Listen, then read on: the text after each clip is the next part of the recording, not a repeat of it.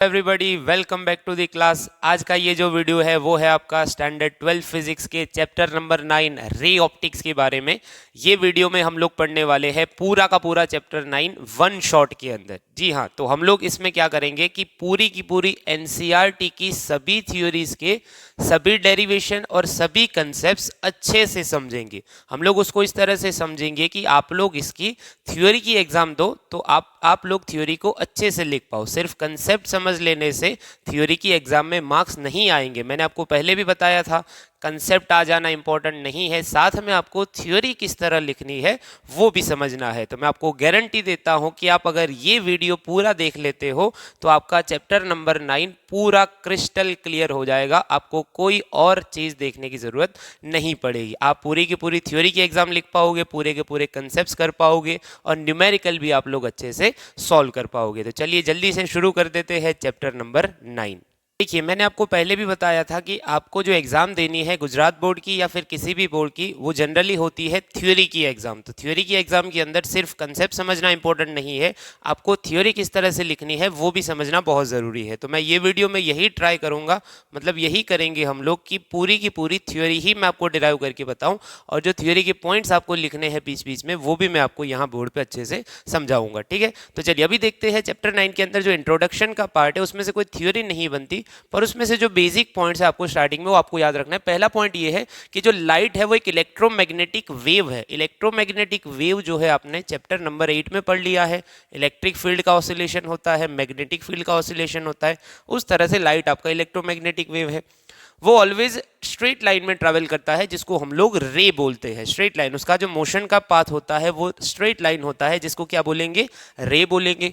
उसकी जो वेवलेंथ होती है वो विजिबल रीजन में होती है 400 टू 700 नैनोमीटर। चैप्टर नंबर जो 8 में वैल्यू है 400 नैनोमीटर से 700 नैनोमीटर, उसको हम लोग यहाँ पे फॉलो कर रहे हैं। शायद बुक में कुछ आगे पीछे इधर देख लेना आप लोग।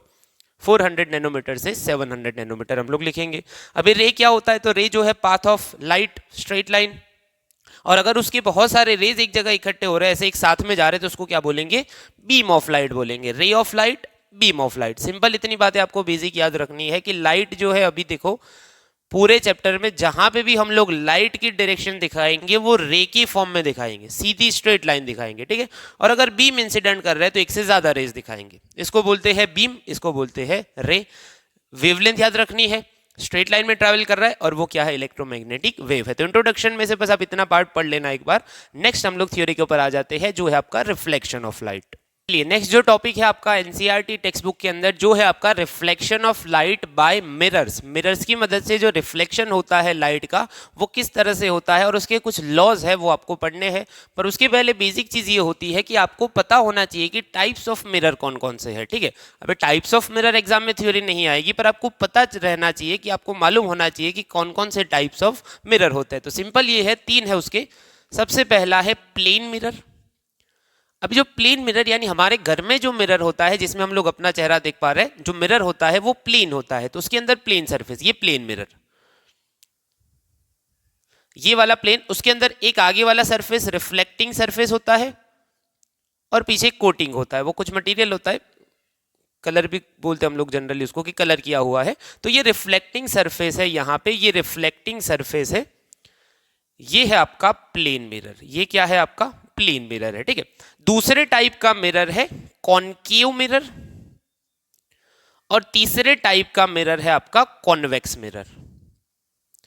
कॉनकेव और कॉन्वेक्स, कॉनकेव और कॉन्वेक्स दोनों को स्फेरिकल मिरर बोलते हैं। ये प्लेन मिरर है, ये दोनों स्फेरिकल मिरर है। अब स्फेरिकल मिरर बोलने का रीजन क्या है, समझो कि मान लो कि आपके पास एक बड़ा ऐसे स्फीयर है, होलोस्फीयर है। ठीक है, अभी आप क्या करो कि होलोस्फीयर का इतना पार्ट आप लोग कट करके ले लो, यानी होलोस्फीयर का इतना, ये साइड वाला पार्ट अगर आप लोग कंसीडर कर रहे हो, ये वाला,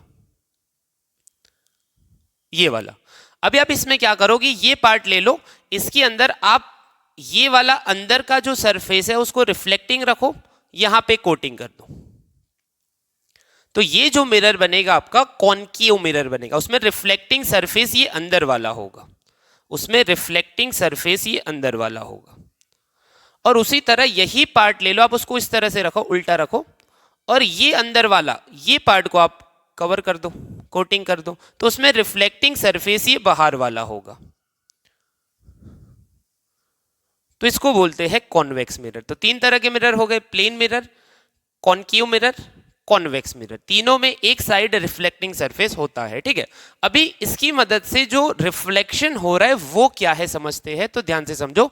अभी रिफ्लेक्शन कैसे होता है, तो रिफ्लेक्शन का सिंपल मतलब ये होता है कि मान लो कि अगर हम लोग जनरल पहला एग्जांपल ले ले, प्लेन मिरर की मदद से अगर उसको समझने की ट्राई करें, प्लेन मिरर की मदद से, तो क्या होता है कि उसके अंदर लाइट इंसिडेंट होता है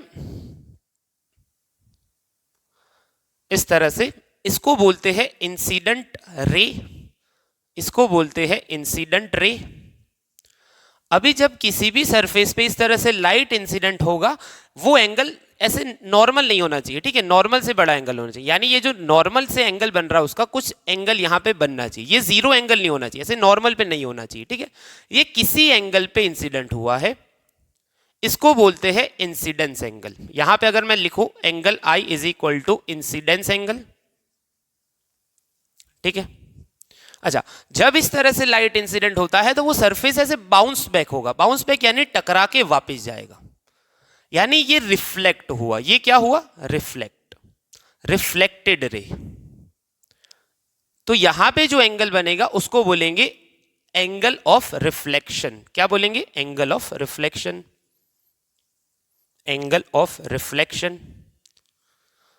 समझ में आ रहा है। तो यहां पे बस आपको इतना याद रखना है कि यहां पे जो एंगल बनते हैं वो सरफेस के साथ नहीं बनते, किसके साथ बनेंगे, नॉर्मल के साथ बनेंगे। किसके साथ बनेंगे, नॉर्मल के साथ बनेंगे। Angle of incidence, angle of reflection, incident ray, reflected रे, ठीक है। इसी तरह से जो स्फेरिकल मिरर होता है उसमें किस तरह से रिफ्लेक्शन होता है, तो ध्यान से समझो कि ये स्फेरिकल मिरर है, कॉनकेव मिरर, ठीक है। अभी जस्ट आपको मैंने बताया कॉनकेव मिरर। अभी मिरर के अंदर आपको कुछ चीजें याद रखनी है जिसको हम लोग जस्ट नेक्स्ट डिस्कस करेंगे, पर मैं आपको फटाफट से बता देता हूं। रफली अगर मैं आपको आइडिया दे दूं कि रिफ्लेक्शन किस तरह से होता है, तो इसमें एक एक्सिस होती है बीच में, अगर कोई भी रे आता है ऐसे तो ये टकरा के वापस जाएगा इस तरह। अभी क्या करना पड़ेगा, तो यहां पे नॉर्मल ड्रॉ करना पड़ेगा, यहां पे आपको एक नॉर्मल ड्रॉ करना पड़ेगा, वो इसके सेंटर से जा रहा होगा। अब इसकी बात कर रहे हैं हम लोग, ठीक है, आप टेंशन मत लो, इसकी बात कर रहे हैं हम लोग। यहां पे बनेगा एंगल ऑफ इंसिडेंस, तो उसी तरह से टकरा के ये वापस जाएगा, यहां पे बनेगा एंगल ऑफ रिफ्लेक्शन। इसके बारे में बात कर रहे हैं हम लोग, ठीक है। नेक्स्ट, उसी तरह अगर ये मिरर हुआ, कॉन्वेक्स मिरर हुआ, तो उसके अंदर क्या होगा कि उसके अंदर यहां मान लो कि ये पॉइंट के ऊपर इंसिडेंट हुआ है रे, ठीक है। अच्छा, यहां पे जो नॉर्मल ड्रॉ करेंगे, ये सेंटर, उसका सेंटर अभी उस तरफ होगा, उसके बारे में बात कर रहे हैं, ठीक है। तो यहां पे बनेगा आपका एंगल ऑफ इंसिडेंस, इस तरह टकरा के वापस जाएगा, यहां पे बनेगा आपका एंगल ऑफ रिफ्लेक्शन। तो कुछ इस तरह से रिफ्लेक्शन होता है मिरर्स की मदद से, ठीक है। अच्छा, अभी आपको बेसिक मैंने बता तो दिया कि इस तरह से यहां पे ऐसे हो रहा है, वहां पे ऐसे हो रहा है, पर ऐसा क्यों हो रहा है और इसके कुछ लॉज पहले आपको समझने पड़ेंगे। रिफ्लेक्शन की कुछ लॉज है जो आपको समझने पड़ेंगे, तो जल्दी से आपको इसमें से जो पॉइंट्स नोट डाउन कर ले हैं वो कर लीजिए। इसमें से अभी तक कोई थ्योरी वाला क्वेश्चन नहीं बना, ठीक है, तो आप इतना जल्दी से उसको स्क्रीनशॉट ले लीजिए या फिर नोट डाउन कर लीजिए। लोग बात करते हैं लॉज ऑफ रिफ्लेक्शन के बारे में, यानी किसी भी मिरर की मदद से जो रिफ्लेक्शन हो रहा है वो कुछ पर्टिकुलर सेट ऑफ लॉज को फॉलो करके हो रहा होगा। जैसे कि पहला लॉ है angle of incidence angle I and angle of reflection angle are of same value, यानी यहां पे angle I is equal to क्या होगा, एंगल आर होगा। जो भी वैल्यू का एंगल आई होगा उतने ही एंगल पे वो रिफ्लेक्ट होके वापस जाएगा जो रे टकराया था वो, यानी इंसिडेंट रे जितने एंगल पे इंसिडेंट होगा उतने ही एंगल पे रिफ्लेक्टेड रे वापस बाउंस बैक होगा, यानी टकरा के वापस जाएगा, ठीक है। यानी फॉर एग्जांपल अगर मैं आपको दे दूं जल्दी से, तो इसके अंदर क्या होगा, यहां पे मान लो कि ये रे आ रहा है, सबसे पहले आपको एंगल ऑफ इंसिडेंस डिसाइड करना पड़ेगा। मान लो कि ये है 45 डिग्री, कितना है 45, तो जो टकरा के जाएगा वो इस तरफ और वो भी कितना होगा 45 पे ही वापस जाएगा, तो I is equal to R. Clear है। अच्छा, दूसरा incident ray, reflected ray and normal drawn at the point of incidence, इसको बोलते हैं पॉइंट ऑफ इंसिडेंस। इसको क्या बोलते हैं, point of incidence, point of incidence.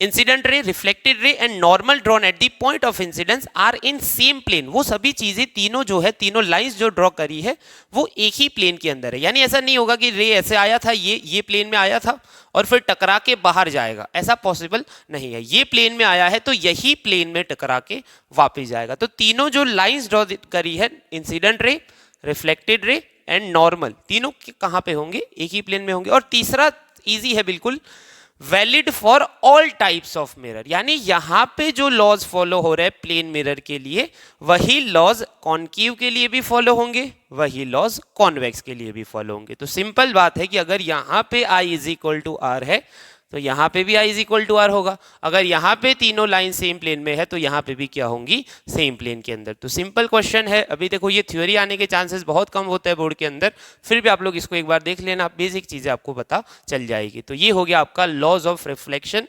चलिए अभी हम लोग डिस्कस करते हैं कि स्फेरिकल मिरर जो होते हैं, यानी कॉन्केव मिरर और कॉन्वेक्स मिरर, उसमें क्या क्या पॉइंट्स को क्या बोलते हैं, क्या डिस्टेंसेस को क्या बोलते हैं, क्या डिस्टेंस कब चेंज होगा, कौन सी साइड होता है, वो सारी चीजें हम लोग डिस्कस करेंगे। तो ध्यान से सुनो।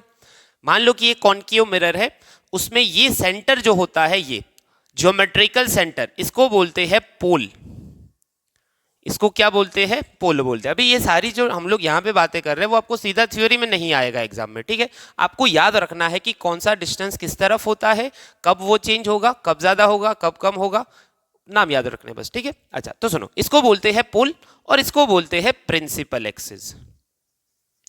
इसको बोलते हैं principal axis, pole and principal axis, यानी जो मेन एक्सिस है वो, ठीक है। अच्छा उसके बाद इसके बाद एक डिस्टेंस आता है जिसको बोलते हैं फोकल लेंथ। अभी फोकल लेंथ क्या होती है, ध्यान से सुनो। अच्छा उसके पहले हम लोग चलो एक डिस्कस कर लेते हैं सेंटर ऑफ कर्वेचर क्या होता है, ध्यान से सुनो। तो मैंने आपको बताया कि कोई भी जो स्फेरिकल मिरर होता है किसी ना किसी स्फीयर का पार्ट होता है, यानी अगर ये मिरर को मैं सोचूं तो वो इस तरह से किसी बड़े स्फीयर में से बना होगा, इस तरह से वो किसी बड़े स्फीयर में से बना होगा, ठीक है। तो ये जो जिस स्फीयर में से काट के हमने ये मिरर बनाया है उसका जो सेंटर होगा उसको बोलेंगे सेंटर ऑफ कर्वेचर। क्लियर हो रहा है कि नहीं हो रहा। जिस स्फीयर का ये पार्ट है, ये कर्व मिरर जो है, कर्व्ड मिरर जो है, जिस स्फीयर का पार्ट है उसके सेंटर को क्या बोलेंगे, सेंटर ऑफ कर्वेचर। तो मैं P को चलो नाम लिख देते हम लोग, P है पोल, C है centre of curvature. Centre of curvature अगर आपको शॉर्ट में डेफिनेशन लिखनी है तो आप इस तरह से लिख सकते हो कि centre of geometrical, centre of geometrical मतलब समझने के लिए, ठीक है, geometrical centre of a sphere from which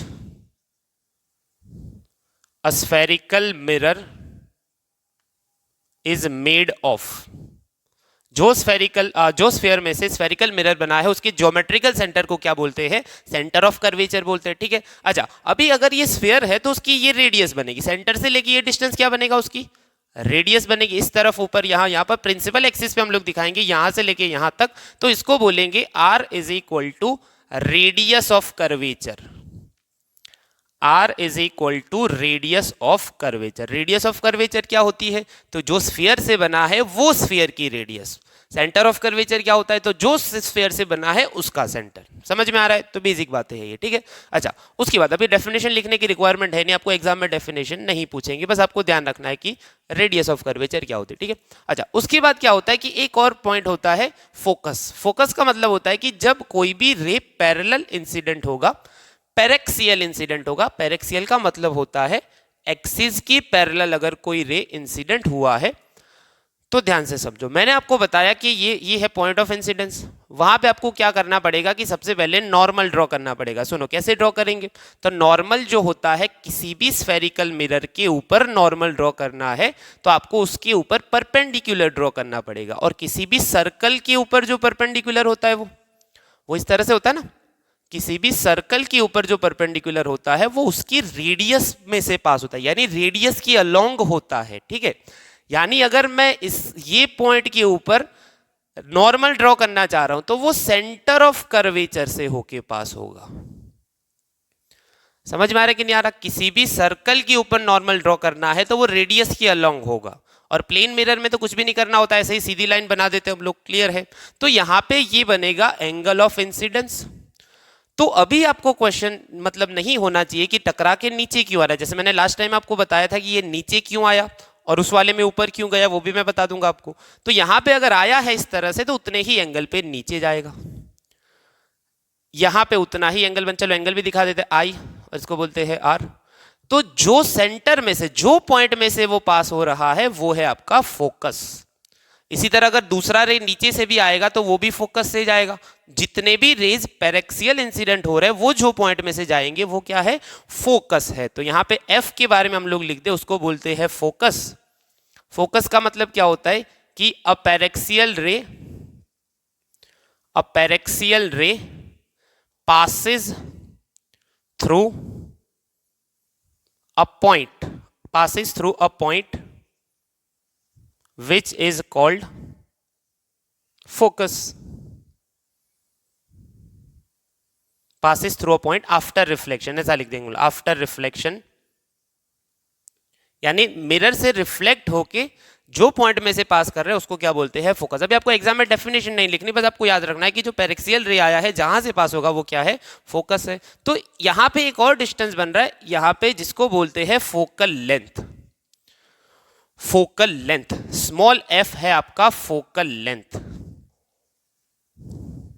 उसको हम लोग शॉर्ट में लिख सकते हैं distance between P and F. Distance between P and F, pole और फोकस के बीच का जो डिस्टेंस है उसको बोलते हैं फोकल लेंथ। उसी तरह रेडियस ऑफ कर्वेचर में भी आप लिख सकते थे डिस्टेंस बिटवीन किसके बीच का है, P and C. Distance between P and C, P और सी के बीच का जो डिस्टेंस है उसको क्या बोलते हैं, रेडियस ऑफ कर्वेचर। पी और एफ के बीच का जो है उसको बोलते हैं फोकल लेंथ। ये पॉइंट है पोल, ये पॉइंट है फोकस, ये पॉइंट है आपका सेंटर ऑफ कर्वेचर। सिंपल इतनी बातें आपको ध्यान में रखनी है। तो स्फेरिकल मिरर में इतनी चीजें हैं, इसको बोलते हैं प्रिंसिपल एक्सिस। इसी तरह से यही बातें कहां पे फॉलो होंगी, कॉन्वेक्स मिरर में फॉलो होगी। कॉन्वेक्स में भी इसी तरह से होगा, बस उसमें फर्क इतना होगा, समझ लीजिए फटाफट से। तो कॉन्वेक्स अगर मिरर है तो उसका रिफ्लेक्टिंग सरफेस ये बाहर वाला होगा, ठीक है। प्रिंसिपल एक्सिस ये बनेगी, पर फर्क ये होगा कि इसका जो स्फीयर बनता है वो इस तरफ बनता है। तो इसके अंदर सेंटर ऑफ कर्वेचर इधर आएगा, फोकस आपका इधर आएगा, डिस्टेंसेस रेडियस आप ये पोल तो रहेगा इधर, तो आपके जो फोकल लेंथ होगी ये होगी, रेडियस ऑफ कर्वेचर होगी ये होगी। रे जब आता है इधर तो पॉइंट ऑफ इंसिडेंस पे अभी जो नॉर्मल ड्रॉ होगा ये सेंटर से होगा। तो इसका मतलब ये हुआ कि एंगल ऑफ इंसिडेंस आपका ये हुआ, तो टकरा के अभी वो नीचे नहीं जाएगा, नॉर्मल के दूसरी तरफ जाएगा, ये बनेगा आर। और अगर इसको आप यहां से मिला देंगे, मैंने रफली डायग्राम ड्रॉ किया है, तो वो भी कहां से पास होगा, फोकस से पास होगा, यानी फोकस के ऊपर वो पास हो रहा है। समझ में आ रहा है। यहाँ पे रेस को कन्वर्ज होना बोलते हैं, इसको डाइवर्ज होना बोलते हैं, हम लोग डिस्कस कर रहे हैं उसको नेक्स्ट। तो इतनी बातें आपको ध्यान में रखनी है। अभी हम लोग डिस्कस करेंगे कि जो साइन कन्वेंशन होता है वो किस तरह से लेना है आपको, ठीक है। चलिए अभी हम लोग बात करेंगे कि जब हम लोग न्यूमेरिकल करेंगे या फिर थ्योरी करेंगे तो आपको जो डिस्टेंसेस लेने हैं वो कौन से डायरेक्शन में कब पॉजिटिव लेने हैं और कब नेगेटिव लेने। तो सिंपल है, कुछ भी नहीं करना। मान लो कि ये कॉन्केव मिरर है, मान लो कि ऑब्जेक्ट आपने लेफ्ट में रखा, मान लो कि कहीं दूर ऑब्जेक्ट है। अभी जब इमेज बननी होगी तो रेज मिरर की तरफ जाएंगे, तो इसमें से जो रेज आ रहे इधर जा रहे, इसमें से जो रेज आ रहे इधर जा रहे, रेज इधर जा रहे, ठीक है। एक से ज्यादा है, समझ लो 2 3 4 5 जितने भी है, बहुत सारे रेज आ रहे हैं, ठीक है। अच्छा ध्यान से सुनो, अभी आपको डायरेक्शन किस तरह से लेनी है तो सुनो, ऑलवेज अपवर्ड, ऊपर वाले डिस्टेंसेस को ऑलवेज लेना है पॉजिटिव, नीचे वाले डिस्टेंसेस को ऑलवेज लेना है नेगेटिव। ऊपर वाले डायरेक्शन को ऑलवेज पॉजिटिव और नीचे डाउनवर्ड डायरेक्शन को ऑलवेज क्या लेना है, नेगेटिव। दो चीजें होती है, ठीक है। अब राइट और लेफ्ट में क्या सीन है, तो इसके अंदर ये है कि अगर आपके इंसिडेंट रेज राइट में जा रहे हैं तो राइट वाले डिस्टेंस को पॉजिटिव लेंगे, लेफ्ट वाले डिस्टेंस को नेगेटिव लेंगे। अबे राइट लेफ्ट के लिए जो रेफरेंस पॉइंट है वो क्या है, तो वो है आपका पोल। राइट लेफ्ट का जो रेफरेंस पॉइंट है, यानी पोल से राइट वाले पॉजिटिव, पोल से लेफ्ट वाले नेगेटिव। अगर रेज राइट में जा रहे तो लिखेंगे हम लोग in the direction of incident ray. Direction of incident ray में जो वैल्यूज है, जो लेंथ है आपको सारी, वो क्या लेनी है, पॉजिटिव। और in the opposite direction of incident ray in the opposite direction of incident ray में जो डिस्टेंसेज है उसको क्या लेने हैं, नेगेटिव लेने हैं। तो सिंपल इतनी बातें हैं। यानी अगर आप लोग ये कॉन्वेक्स कॉन्केव मिरर की बात करो तो यहाँ पे जो फोकल लेंथ बनेगी वो भी लेफ्ट में है और रेडियस ऑफ कर्वेचर बनेगी वो भी क्या है, लेफ्ट में है। तो इसमें ये दोनों वैल्यूज हमें क्या लेनी पड़ेगी ड्यूरिंग न्यूमेरिकल, जब न्यूमेरिकल कर रहे हैं तो इसको लेना पड़ेगा, नेगेटिव लेना पड़ेगा। अगर इसी तरह से यहाँ पे कोई ऑब्जेक्ट रखा है, मान लो कि ऑब्जेक्ट रखा है तो ऑब्जेक्ट की कुछ हाइट होती है, अभी वो ऊपर की डायरेक्शन में है तो उसको क्या लेंगे, पॉजिटिव लेंगे। अगर इमेज उल्टी बन रही है नीचे की तरफ तो उसको लेंगे नेगेटिव। तो इस तरह से आपको डिस्टेंसेस में ध्यान रखना है। तो सिंपल है, देखो आप रट मत लेना कि राइट में पॉजिटिव लेफ्ट में नेगेटिव, आपको बस ध्यान रखना है कि इंसिडेंट रे की डायरेक्शन में पॉजिटिव, ऑपोजिट डायरेक्शन में नेगेटिव लेना है। इतना आपको ध्यान रखना है, इतना काफी है न्यूमेरिकल करने के लिए। चलिए अभी ध्यान से समझिए, ये जो डायग्राम्स हमने ड्रॉ किए हैं आपको दिख रहे हैं बोर्ड के ऊपर, ये जो अभी हम लोग पढ़ने वाले हैं वो बहुत ही ज्यादा इंपॉर्टेंट है। आपको एनसीईआरटी में ये सारी चीजें गिवन नहीं मिलेंगी, पर आपको ये समझना बहुत जरूरी है अगर आपको आगे की थ्योरीज पढ़नी है। तो अच्छे से समझिए, इसमें हम लोग क्या करने वाले हैं, image formation by spherical mirrors, यानी स्फेरिकल मिरर्स की मदद से जो इमेज फॉर्मेशन होता है उसके जो केसेस है अलग अलग, वो आपको अच्छे से समझने हैं। बिल्कुल इजीली मैं आपको समझाऊंगा, ध्यान से समझना है इसको, सुनो ध्यान से। सबसे पहले हम लोग ऑब्जेक्ट को रखेंगे इन्फिनिटी के ऊपर। अभी जब ऑब्जेक्ट इन्फिनिटी पे होता है, जैसे कि सन है, उसके सामने मिरर रख दिया, तो जो रेज आ रहे हैं वो ऑलमोस्ट पैरेलल आ रहे हैं, यानी पैरेक्सियल रेज आएंगे, पैरेक्सियल रेज आएंगे, यानी एक रे ऊपर आया, एक रे नीचे आया, ठीक है, ऑब्जेक्ट एंड इन्फिनिटी। अभी इन्फिनिटी से जब रे आ रहे हैं, पैरेक्सियल आ रहे हैं, आपको मैंने पहले बताया कि जो फोकस की डेफिनेशन थी वो क्या थी, पैरेक्सियल रेज ऑलवेज पास होते हैं फोकस में से। तो ये पास हुआ इधर से और दूसरा वाला भी वही लाइन से आपका पास होगा ऐसे।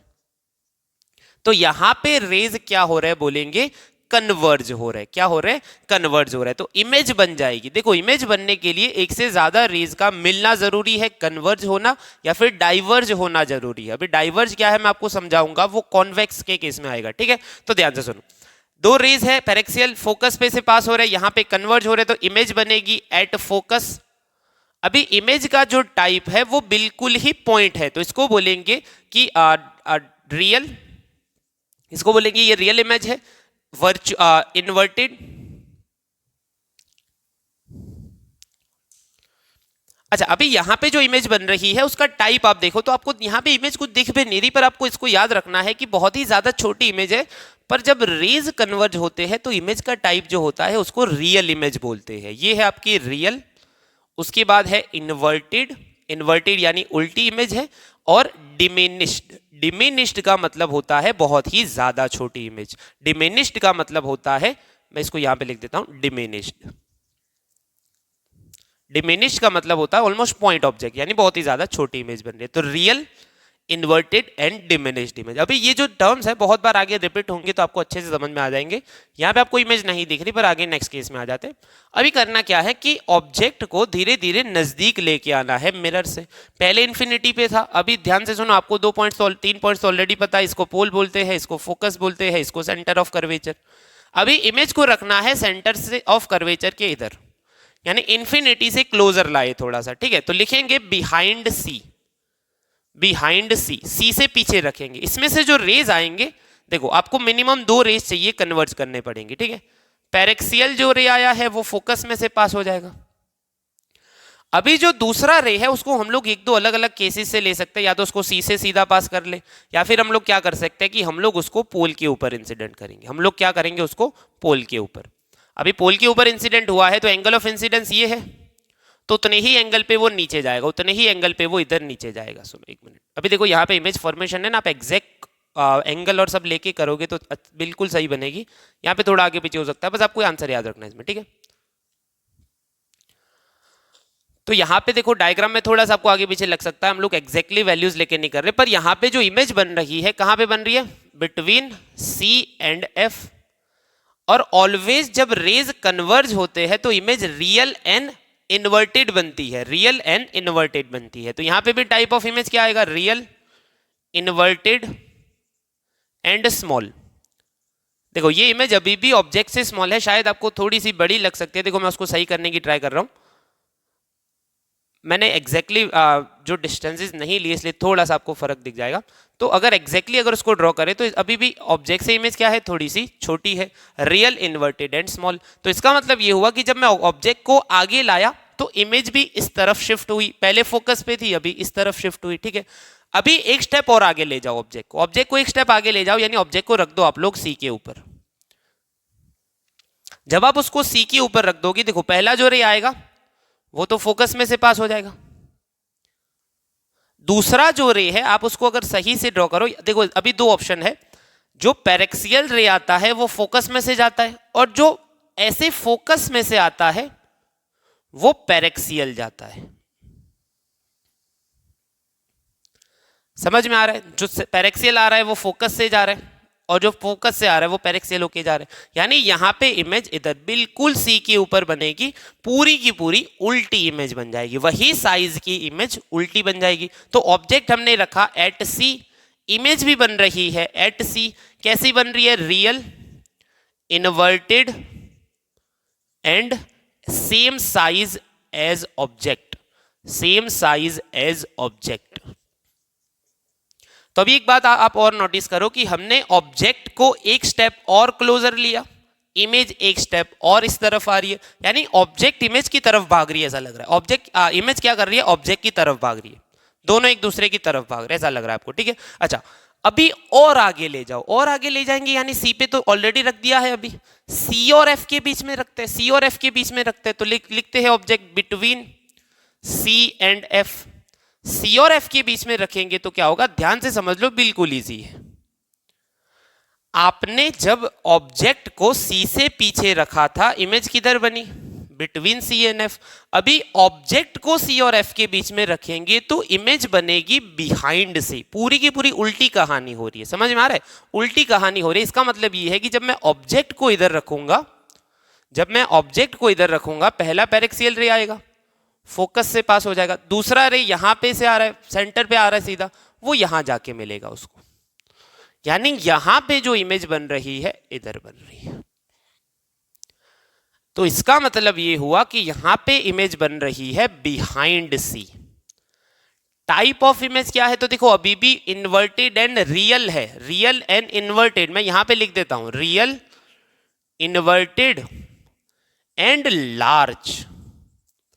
अभी देखो ध्यान से कि इमेज जो थी ये पॉइंट तक क्या थी, पहले छोटी थी, फिर थोड़ी बड़ी हुई इमेज, फिर ऑब्जेक्ट के बराबर हो गई। अभी जो इमेज हुई है ऑब्जेक्ट से बड़ी हो चुकी है, यानी इसका मतलब ये हुआ कि ऑब्जेक्ट ऐसे ऐसे एक स्टेप आगे जा रहा है, इमेज ऐसे ऐसे उससे इस तरफ जा रही है, और इमेज इस तरफ जाते जाते क्या होती जा रही है? बड़ी होती जा रही है। यानी पहले पॉइंट एफ पे थी, फिर थोड़ी बड़ी हुई, फिर ऑब्जेक्ट के बराबर हुई, अभी और बड़ी इमेज हो चुकी है, और कहां जा रही है? उससे दूर जा रही है। क्लियर है? अच्छा, अभी नेक्स्ट जो केस 5 है, अभी आपको समझ में आ रहा है, एक स्टेप और आगे ले जाएंगे, यानी कहां पे ले जाएंगे?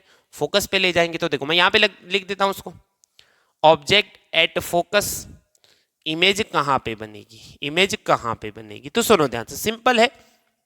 अभी देखो कहानी वापस पूरी उल्टी हो जाएगी। इन्फिनिटी पे ऑब्जेक्ट था, इमेज फोकस पे बन रही थी, ऑब्जेक्ट फोकस पे है, ऑब्जेक्ट फोकस पे है, पहला रे फोकस से ही पास होगा, दूसरा रे जब ऐसे आएगा तो वो रे कुछ इस तरह से जाएगा कि ये दोनों जो रेज है एक दूसरे के पैरेलल बन जाएंगे। ये दोनों जो रेज है इनके बीच का डिस्टेंस अभी आगे तक उतना का उतना रहेगा, यानी ये दो रेज नहीं मिल रहे हैं कहीं जाके, तो हम लोग ऐसा मानेंगे कि वो इंफिनिटी पे जाके मिल रहे। जैसे यहां इंफिनिटी से आ रहे थे, कैसे? पैरेलल आ रहे थे, तो जब ये पैरेलल जा रहे हैं तो कहां तक जा रहे? इंफिनिटी तक जा रहे, तो इमेज बनेगी एट इंफिनिटी। टाइप क्या होगा? Real, inverted and very large. समझ में आ रहा है? तो कहानियां आप देखो, कंपेयर करो, इंफिनिटी पे ऑब्जेक्ट, इमेज फोकस पे, एफ पे ऑब्जेक्ट, इंफिनिटी पे इमेज। अच्छा, उसके बाद सी पे ऑब्जेक्ट, सी पे इमेज, वो तो एक केस है। अभी इसका देखो, सी से पीछे ऑब्जेक्ट, सी और एफ के बीच में इमेज, सी और एफ के बीच में ऑब्जेक्ट, सी से पीछे इमेज, तो कहानियां पूरी कन्वर्ट हो रही है। एक तरफ से इस तरफ इमेज थी, तो जब ऑब्जेक्ट इधर आएगा तो इमेज इधर आ जाएगी, तो उल्टा हो रहा है पूरा, तो आपको कनेक्शन लेके चलना है, ठीक है। लास्ट जो केस है वो स्पेशल केस है, उसमें क्या हो रहा है ध्यान से सुनो। अभी हम लोग इमेज ऑब्जेक्ट को एफ तक तो ले आए हैं, अभी एफ से थोड़ा सा आगे रखते हैं, एफ से आगे रख के देखते हैं क्या होता है। एफ से आगे रख दिया, देखो पहला रे अभी फोकस से नहीं जा पाएगा, क्योंकि वो रे टकरा के फोकस से जाना चाहेगा, ये ऑब्जेक्ट बीच में आ रहा है, तो फोकस वाली लाइन हम लोग ड्रॉ नहीं कर पाएंगे, ठीक है। पहला हम लोग ड्रॉ कर लेंगे ये वाला, ये जाएगा ऐसे। अभी दूसरा क्या ऑप्शन बचता है हमारे पास, दूसरा क्या ऑप्शन बचता है, तो देखो यहां पे आपको नजर नहीं आ रहा, पर दूसरा ऑप्शन ये है कि जो सेंटर ऑफ कर्वेचर होता है, जब कोई भी रे सेंटर यानी रेडियस की अलोंग इंसिडेंट होता है, यानी अगर आप मान लो कि ये मिरर के सरफेस के ऊपर मैंने ये नॉर्मल ड्रॉ कर दिया, पहले से मैंने नॉर्मल ड्रॉ कर दिया, ठीक है। अच्छा, अभी मेरा रे ऑब्जेक्ट में से निकल के अगर इधर जा रहा है, इधर जा रहा है, ये पॉइंट पे इंसिडेंट हो रहा है, इधर जा रहा है, तो वो रेडियस के ऊपर ही इंसिडेंट हुआ है, तो टकरा के वो वापस वही नीचे आएगा, क्योंकि कोई भी मिरर के ऊपर जब नॉर्मल पे रे आता है तो वो वापस टकरा के उल्टा ही जाएगा, पूरा बाउंस बैक हो जाएगा, ठीक है। तो ये पूरा टकरा के वही डायरेक्शन में जाएगा, यानी वो इधर से जाएगा। अभी रेज आपको थोड़े से पहले नजर आ रहे, पर एक्चुअली में वो नहीं है, कुछ इस तरह से बन रहे। तो यहां पे आप देखोगे तो ये दो रेज इन्फिनिटी तक तो जाएंगे पर पैरेलल नहीं जा रहे, यानी उनको आगे जाके मिलने का तो कोई चांस नहीं है, पर आप उसको बैक ट्रेस करो, आप उसको यहां पे बैक ट्रेस करो। तो जब आप उसको ऐसे बैक ट्रेस करोगे तो आपको दिखेगा कि आपको ऐसा लगेगा कि वो कहीं से निकल रहे हैं, तो यहां पे इसको बोलते हैं डाइवर्ज होना, और यहां पे बनेगी वर्चुअल इमेज। क्लियर हो रहा है कि नहीं हो रहा? तो ऑब्जेक्ट को हमने जब फोकस से आगे रखा तो रेज एक्चुअली में कन्वर्ज नहीं हो रहे, पर हमें ऐसा लग रहा है कि कहीं पे डाइवर्ज हो रहे पीछे की तरफ। तो यहां पे जो ऑब्जेक्ट आपने रखा है लिख देंगे कि बियॉन्ड या फिर between F and P, between focus and pole, image बन रही है आपकी on the other side of mirror, mirror की दूसरी तरफ आपकी इमेज बन रही है। कहां पे बन रही है? मिरर के उस तरफ बन रही है। अभी इमेज का टाइप आप ध्यान से देखो, हर एक केस में जो इमेज थी आपकी पहले 5, वो उल्टी इमेज बन रही थी, इन्वर्टेड इमेज बन रही थी, और इन्वर्टेड इमेज ऑलवेज रियल होती है, एक्चुअली में रेज मिलते हैं, ठीक है। यहां पे रेज नहीं मिल रहे, पर हमें ऐसा फील हो रहा है कि पीछे कहीं मिल रहे होंगे, इसको बोलते हैं वर्चुअल इमेज। और वर्चुअल इमेज ऑलवेज क्या होती है? इरेक्ट यानी सीधी होती है। तो ये इमेज का टाइप हो जाएगा erect, virtual and large, erect, virtual and large. तो ये 6 टाइप्स आपको याद रखना है। अभी इसमें सिंपल मेथड ये है कि ऑब्जेक्ट को एक एक स्टेप क्लोजर लाओ, इमेज एक एक स्टेप पीछे ले जाओ, और इमेज को धीरे धीरे बड़ा करते जाओ। स्पेशल केस याद रखना है कि एफ से जब एक स्टेप आगे लाएंगे तो इमेज इस तरफ एक नहीं जाएगी, वो पूरी की पूरी दूसरी तरफ बन जाएगी। तो सिंपल है, इन्फिनिटी के लिए एफ, बिहाइंड सी के लिए बिटवीन सी एंड एफ, सी पे ऑब्जेक्ट, सी पे इमेज, सी और एफ के बीच में ऑब्जेक्ट, सी से पीछे इमेज, फोकस पे ऑब्जेक्ट, इन्फिनिटी पे इमेज, और एक स्टेप और आगे लाएंगे तो इमेज इस तरफ बन जाएगी। सिंपल इतना आपको याद रखना। तो ये 6 स्पेशल केसेस हो गए।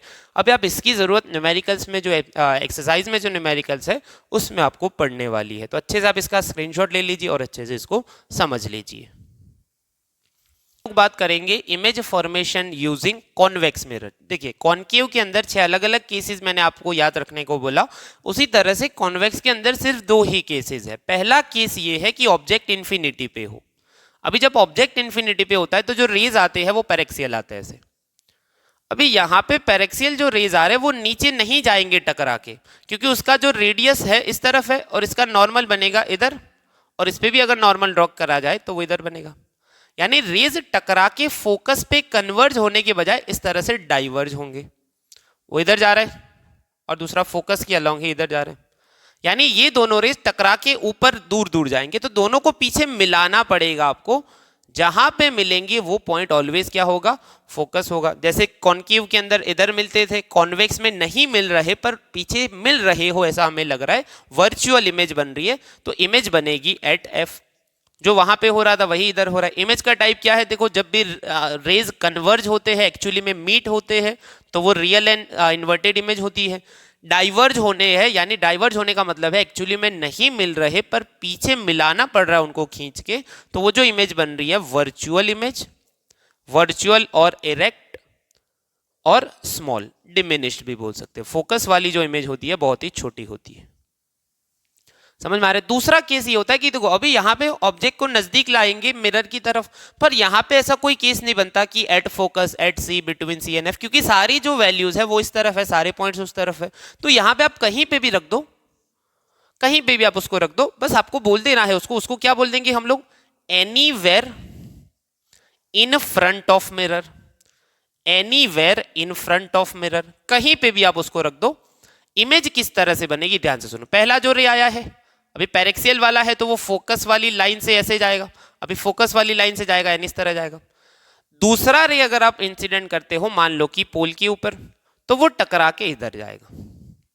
अभी ये दोनों मिलने के चांसेस कहीं पे नहीं है, पीछे उसको इसको बैकट्रेस करो तो दोनों यहां पे मिल रहे ऐसे लग रहे, यानी इमेज आपकी बनेगी इधर। तो इमेज जो बन रही है वो किधर बन रही है, इधर दूसरी तरफ बन रही है, between P and F, behind mirror या फिर on the other side of mirror. Type क्या है इमेज का, टाइप क्या है, टाइप है आपका virtual and erect and small. यहां पे इमेज जो है ऑलवेज छोटी बनेगी, ऑब्जेक्ट से कंपेयर में क्या बनेगी, छोटी, यानी आप कहीं पे भी रख दो इमेज क्या है, छोटी बनेगी। इमेज ऑब्जेक्ट की कंपेयर क्या बनेगी, छोटी बनेगी, और बिटवीन P एंड F ही बनेगी। तो इतने आपको केसेस याद रखने हैं कॉनकेव और कॉन्वेक्स को मिला के। अभी मैं यहाँ पे एक चीज आपको बता देता हूँ, आप एक बात याद रखो कि जब भी कॉनकेव मिरर होता था उसमें ऑब्जेक्ट के ऑपोजिट डायरेक्शन में इमेज जाती थी, ऑब्जेक्ट इस तरफ जाता था तो इमेज ऑपोजिट डायरेक्शन में। यहाँ पे भी ऐसा ही हो रहा है, ऑब्जेक्ट जब इस तरफ जा रहा है तो इमेज भी इस तरफ आ रही है, ऑब्जेक्ट जितना पास ले आओगे उतनी इमेज इस तरफ जाएगी। तो सिंपल याद रखना है ऑब्जेक्ट और इमेज ऑलवेज एक दूसरे की ऑपोजिट डायरेक्शन में मोशन करेंगे। अभी ऑपोजिट यानी इसको दूर जाना है, मतलब दोनों अगर एक तरफ होंगे तो ये दूर जा रहा होगा, ये पास आ रहा होगा। अगर इमेज इस तरफ बन रही है तो दोनों मिरर की तरफ भागेंगे, दोनों कहां भागेंगे, मिरर की तरफ। ये आपको याद रखना है, तो अच्छे से याद रखना मैं जो बता रहा हूं, ताकि आपके डाउट सारे कोई सॉल्व हो जाए, कोई डाउट आपको नहीं रहना चाहिए। तो यहाँ पे आपका बेसिक खत्म हो रहा है, इमेज फॉर्मेशन। अभी ये टॉपिक आपको एनसीईआरटी में नहीं गिवन है, फिर भी हमें इसको समझना पड़ा क्योंकि जो न्यूमेरिकल के कॉन्टेक्स्ट में ये टॉपिक बहुत ही ज्यादा इंपॉर्टेंट है। चलिए अभी हम लोग बात करेंगे एनसीईआरटी के अंदर जो पहली थ्योरी है, यानी एग्जाम में जो पूछ सकते हैं आपको, वो है आपकी relation between focal length and radius of curvature. देखो अब तक जो हमने सारी बातें करी वो बेसिक चीजें थी कि इतना इतना आपको बेसिक पता होना चाहिए, तभी आप सारी थ्योरीज और डेरिवेशन अच्छे से कर पाओगे। देखो इसमें क्या है कि आपको मिरर के लिए एक रिलेशन निकालना है फोकल लेंथ और रेडियस ऑफ कर्वेचर के बीच में। तो क्या करना है, ध्यान से देखो, डेरिवेशन है ये। मान लो कि एक पैरेक्सियल रे आया, पैरेक्सियल रे आया है, मान लो कि, अच्छा ये पॉइंट सही है, यहां पे पैरेक्सियल जो रे आया है वो इंसिडेंट हुआ है किसी एंगल थीटा के ऊपर। मान लो कि ये एंगल थीटा के ऊपर आया, ठीक है। अभी जब वो टकरा के जाएगा, सबको पता है कि वो फोकस से जाएगा, कहां से जाएगा, फोकस वाले पॉइंट से जाएगा। यहां पे भी ये एंगल बनेगा, कितना बनेगा, थीटा ही बनेगा, क्योंकि लॉज ऑफ रिफ्लेक्शन क्या है, angle of incidence is equal to angle of reflection. Clear है। अच्छा अगर ये एंगल, चलो इसको नाम दे देते हम लोग, एम पॉइंट पे इंसिडेंट हुआ, और यहां से हम लोग एक नॉर्मल ड्रॉ कर लेते हैं, इसको बोल देते हैं डी पॉइंट। अभी ध्यान से समझो, हमारे पास जो इंसिडेंट रे है वो इधर एंगल थीटा बना रहा है, तो ये भी क्या होगा आपका, थीटा ही होगा ना, जेड बन रहा है पूरा, क्या बन रहा है, जेड बन रहा है। ये थीटा है तो ये भी थीटा होगा, और ये पूरा 2 थीटा है तो यहां पे भी एक और जेड बन रहा है। ये पूरा अगर 2 थीटा है तो ये लाइन यहां पे ये कितना बनेगा, 2 थीटा बनेगा। सिंपल डायग्राम है, कुछ भी नहीं करना। देखो चैप्टर में जितनी भी थ्योरीज है सारी डायग्राम के ऊपर से है, रे डायग्राम बोलते हैं इसको। तो अगर आपको ये ड्रॉ करना आ गया तो सारी थ्योरीज लिखना बिल्कुल इजी है। तो पहला पॉइंट हम लोग लिखेंगे, देखो मैं आपको पहले ही बता चुका हूं कि हम लोग एग्जाम थ्योरी की दे रहे हो, इस तरह से प्रिपेयर करेंगे, ठीक है। पहला पॉइंट लिखेंगे कि कंसीडर अ पैरेक्सियल रे, consider a paraxial ray incident on a concave mirror at angle theta at point m, point m के ऊपर वो थीटा एंगल पे इंसिडेंट हुआ है। अच्छा after reflection it passes through focus सबको पता है कि वो कहां से जाएगा, फोकस से जाएगा। तो फ्रॉम डायग्राम हम लोग क्या लिख सकते हैं, अभी वो थीटा और जो सारा लिखा वो डायग्राम में ही दिखा देना आपको, इसके पॉइंट्स नहीं लिखने। तो आप मुझे देखिए बताओ टेन थीटा कितना होगा, टेन थीटा कितना होगा। तो ये जो टेन थीटा है ऑपोजिट एमडी, ये राइट एंगल बन रहा है, इधर नॉर्मल ड्रॉ किया है, तो थीटा के opposite MD upon CD, MD upon CD, इसको दे दो इक्वेशन नंबर 1। अच्छा, एंड टेन टू थीटा लिखते हैं हम लोग, टेन टू थीटा यानी ये टू थीटा एंगल है, उसकी ऑपोजिट कौन सी साइड है, ये एमडी, और बेस क्या है उसका, यहां से लेके यहां तक का एफडी, एमडी अपॉन एफडी, इसको दे दे इक्वेशन नंबर 2। अच्छा, यहाँ पे ये जो डायग्राम हम लोग ड्रॉ कर रहे हैं बड़े स्केल पे ड्रॉ कर रहे हैं ताकि हम लोग चीज़ों को समझ सके, पर ये जो एंगल होता है बहुत ही ज़्यादा छोटे लेवल पे होता है, ये रिफ्लेक्शन और वगैरह, तो छोटे छोटे एंगल बनते हैं। तो लिखेंगे कि फॉर स्मॉल एंगल्स, छोटे एंगल के लिए देखो आपको पहले से बता देता हूं कि आप छोटे एंगल के लिए साइन थीटा को अप्रोक्सीमेटली थीटा ले सकते हो, और टेन थीटा को अप्रोक्सीमेटली थीटा ले सकते हो, और कॉस थीटा को अप्रोक्सीमेटली 1 ले सकते हो। जहां जहां जरूरत पड़ेगी मैं आपको समझाता चलूंगा, ठीक है। यहां पे tan theta approximately theta and tan two theta approximately two theta. तो जो इक्वेशन 1 और 2 है अभी आप लोग उसको इस तरह से लिख पाओगे, टेन हटा दो दोनों में से, theta is equal to M D upon C D, equation 3 कर दो, and two theta is equal to M D upon F D, equation number 4 कर दो। समझ आ रहा है, दोनों में से 10 हटा दिया। अभी क्या करेंगे, बस आप ध्यान से देखो, ये थीटा की value M D upon C D मैं यहां पे रख दूंगा, ये थीटा की जगह, तो लिखेंगे पुट इक्वेशन 3 इन 4, तीसरे को चौथे में लगाओ, चौथा क्या है 2, अभी जो थीटा है उसकी जगह ये इक्वेशन 3 की वैल्यू रखते हैं, M D upon C D, M D upon C D is equal to, सामने क्या है M D upon F D, two theta वाले में रखा हमने M D upon F D, M D cancel हो जाएगा, एम डी कैंसिल हो जाएगा, सी डी को सामने ले लेते हैं, एफ डी इधर आ जाएगा, तो C D is equal to 2FD, एक ये रिलेशन मुझे मिला है।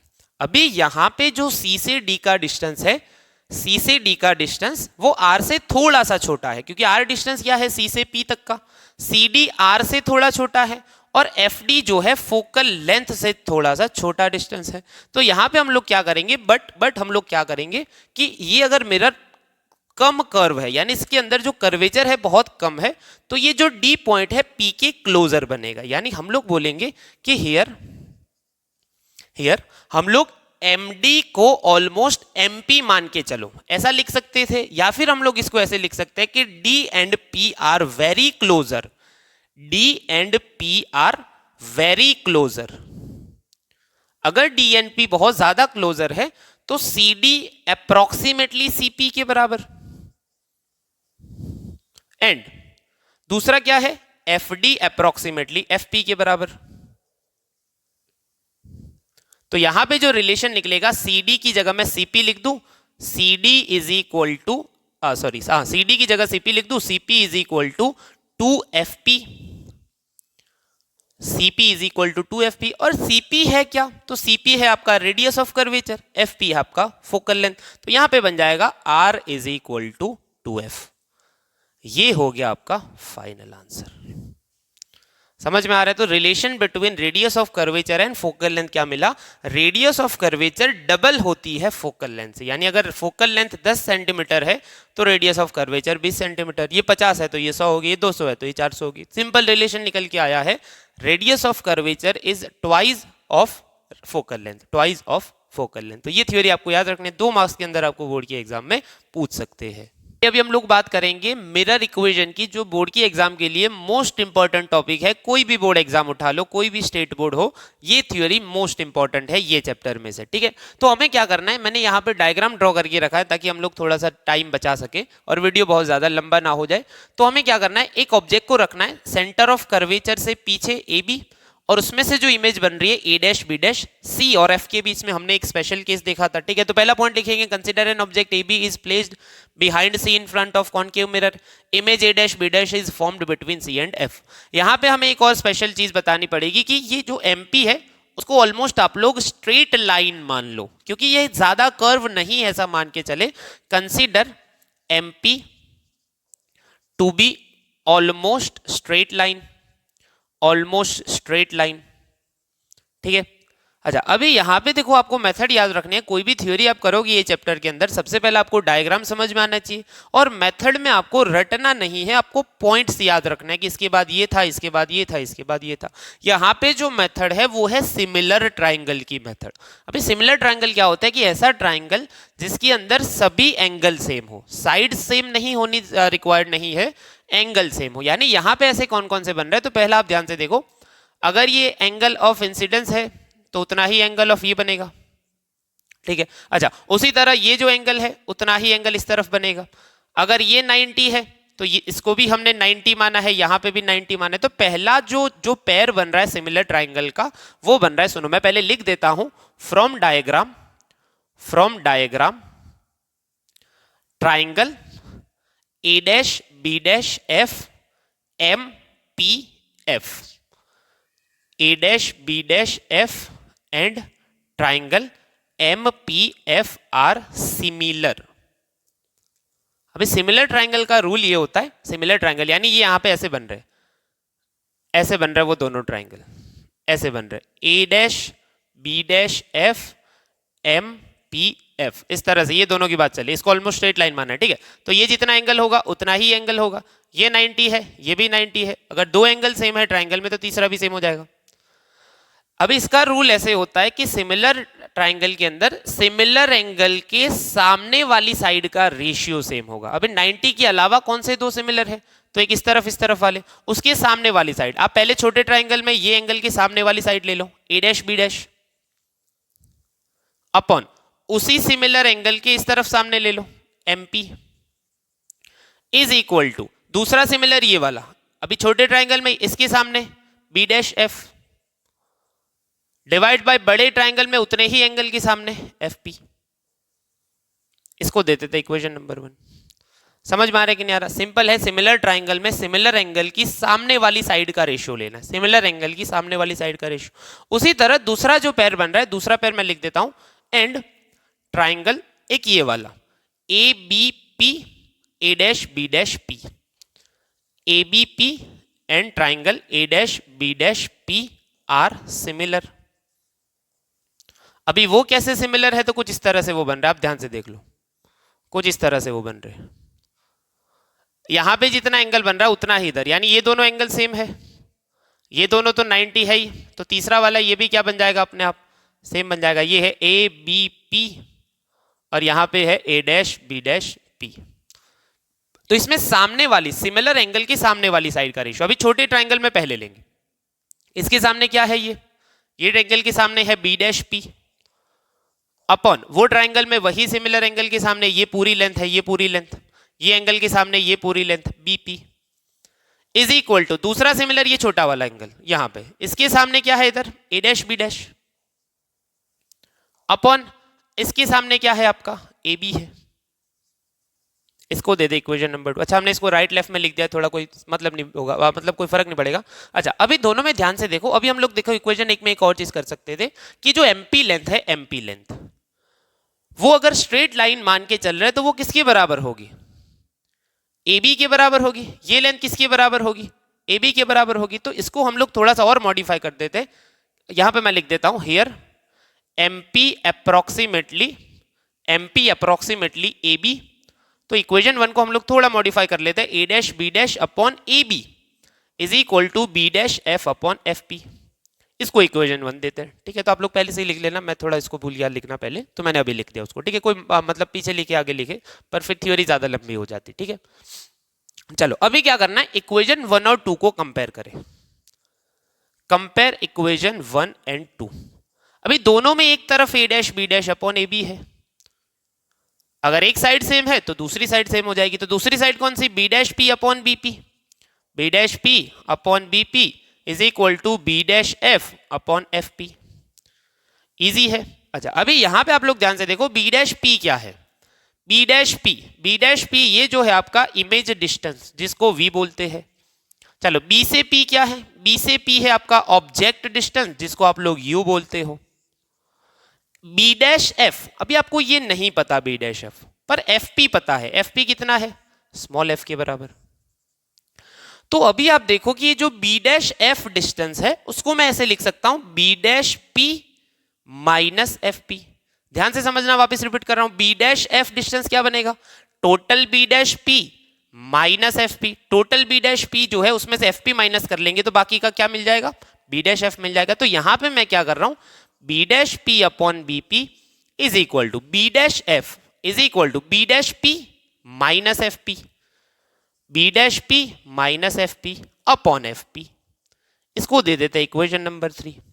सिंपल एज दैट, कुछ भी नहीं करना, दोनों को कंपेयर करना। ये बाकी ये तीनों तो पता थे मुझे, बी डैश एफ नहीं पता, तो उसको मैंने यहां से B dash P minus F P करके लिख लिया। अभी क्या करना है, तो ये सारी जो चीजें हैं उसकी वैल्यूज आपको रखनी है साइन कन्वेंशन यूज करके। तो कैसे रखनी है सुनो, नाउ हियर पुट वैल्यूज। अब उसको साइन कन्वेंशन यूज करके रखना है, यानी बी डैश पी कितना होगा, ध्यान से सुनो। बी डैश पी जो है बी डैश से लेके पी तक का इमेज डिस्टेंस v, पर वो लेफ्ट में है तो उसको हम लोग लिखेंगे माइनस v। उसी तरह bp कितना है, b से लेके p तक का डिस्टेंस, यहां से लेके यहां तक का ऑब्जेक्ट डिस्टेंस u, पर लेफ्ट में है तो minus u। b dash p आ गया। fp कितना है, fp जो है आपका फोकल लेंथ, वो भी लेफ्ट में है तो वो भी क्या आएगा, माइनस f। मैंने आपको पहले बताया था साइन कन्वेंशन यूज करना है। तो ये वैल्यूज यहां पे पुट करो from equation 3, from equation number 3। तो इक्वेशन 3 से ये क्या बन जाएगा, B dash P upon B P minus V upon minus U is equal to B dash P minus V, बीच में है माइनस, माइनस एफ पी है इधर, एफ पी की जगह माइनस एफ है, और नीचे आपका एफ पी की जगह क्या है, वापस माइनस एफ। समझ में आ रहा है? सिंपल है। चलो ये माइनस माइनस प्लस हो जाएगा, v by U is equal to, चलो दोनों के डिवाइड बाय एफ कर दे तो ये बन जाएगा v बाई एफ, और यहां पे ये माइनस माइनस प्लस होके फिर वापस डिवाइड बाय माइनस एफ हो रहा है तो ये बन जाएगा -1। समझ में आ रहा है मैंने क्या किया, इधर ये डिवाइड बाय माइनस एफ तो प्लस v बाय एफ हो गया, और ये माइनस माइनस पहले प्लस हो चुका है, plus F divide by minus F तो क्या बनेगा, -1 बनेगा। सबको v से डिवाइड कर लो, divide all terms by v। तो इसको अगर v से डिवाइड करेंगे तो ऊपर नीचे v कैंसिल हो जाएगा, ये बचेगा 1 अपॉन यू। इसको v से डिवाइड करेंगे, ये भी ऊपर नीचे v कैंसिल हो जाएगा 1 अपॉन एफ, माइनस इसके ऊपर कुछ भी नहीं है, यहां आ जाएगा 1 अपॉन वी। अभी ये v 1 अपॉन वी को अगर आप लोग सामने ले जाते हो तो फाइनल आंसर मैं यहां पे लिख देता हूं, वो बन जाएगा 1 upon U plus 1 upon V is equal to 1 upon F. This is called mirror equation, this is mirror equation. ये था आपका थ्योरी का क्वेश्चन, मिरर इक्वेशन। अच्छे से मैंने आपको ट्रायंगल और सब ड्रॉ करके समझाया है, आई होप कि आपको समझ में आया है। अच्छे से इसका स्क्रीनशॉट ले लीजिए और इसको नोट डाउन कर लीजिएगा। अभी हम लोग बात करेंगे एनसीईआरटी के अंदर मिरर इक्वेशन के नीचे आपको छोटा सा एक टर्म दिखेगा जो है आपका लीनियर मैग्निफिकेशन ऑफ मिरर।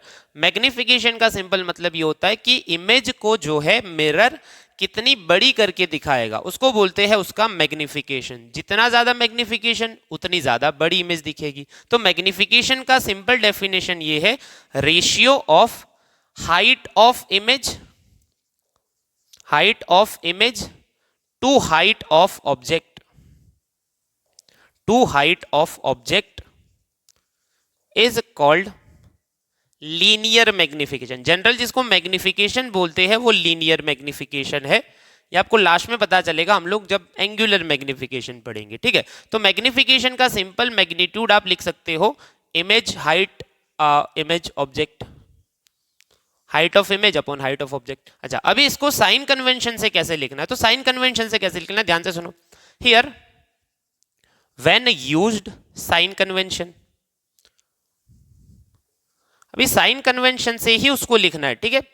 अभी ये जस्ट जनरल फॉर्मूला है height of image upon height of object. अभी हाइट ऑफ इमेज क्या है, तो ये वाली ए डैश बी डैश जिसको एच आई बोला है, और ये height of object H O. अभी ये नीचे की तरफ है, साइन कन्वेंशन हमें याद है नीचे की तरफ नेगेटिव लेना होता है, ऊपर की तरफ पॉजिटिव लेना होता है। तो यहां पे बनेगा magnification is equal to minus H I upon H O, यानी A dash B dash upon A B. वो किसकी बराबर है? तो देखो अभी हम लोग एक काम करते हैं, चलो पहले इक्वेशन के फॉर्म में लिख देते हैं, A dash B dash upon A B, और वो इक्वेशन 2 के ऊपर से ये बन रहा है B dash P upon B P. Magnification यानी height of image upon height of object, height of image A dash B dash, height of object A B, और वो इक्वेशन 2 पे से कितना है? B dash P upon B P. ठीक है, अच्छा ए डैश बी डैश कितना हो जाएगा?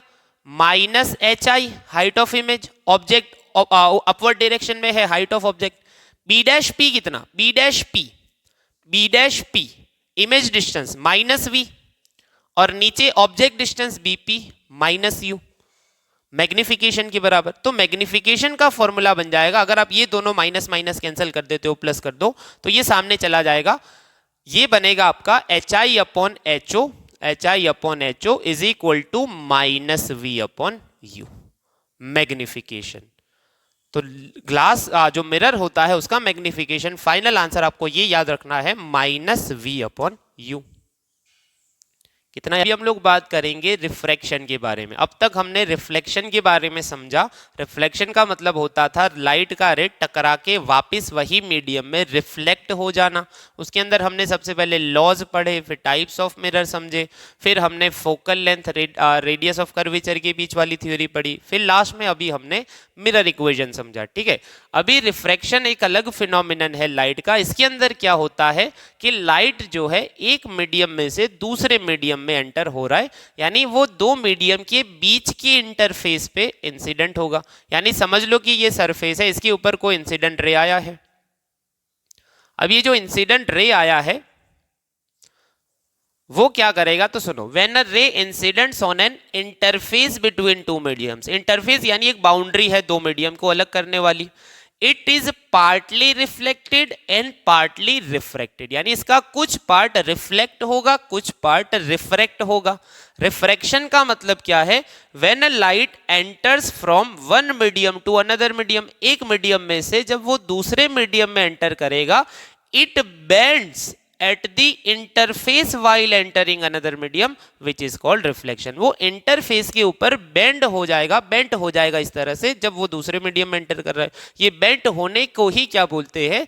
रिफ्रैक्शन बोलते हैं। तो समझो, पहले तो हमने ये बोला कि वो पार्टली आई एंगल पे इंसिडेंट हुआ है, तो पार्टली रिफ्लेक्टेड, यानी देखो कोई भी जो सरफेस होता है वो 100% non reflecting.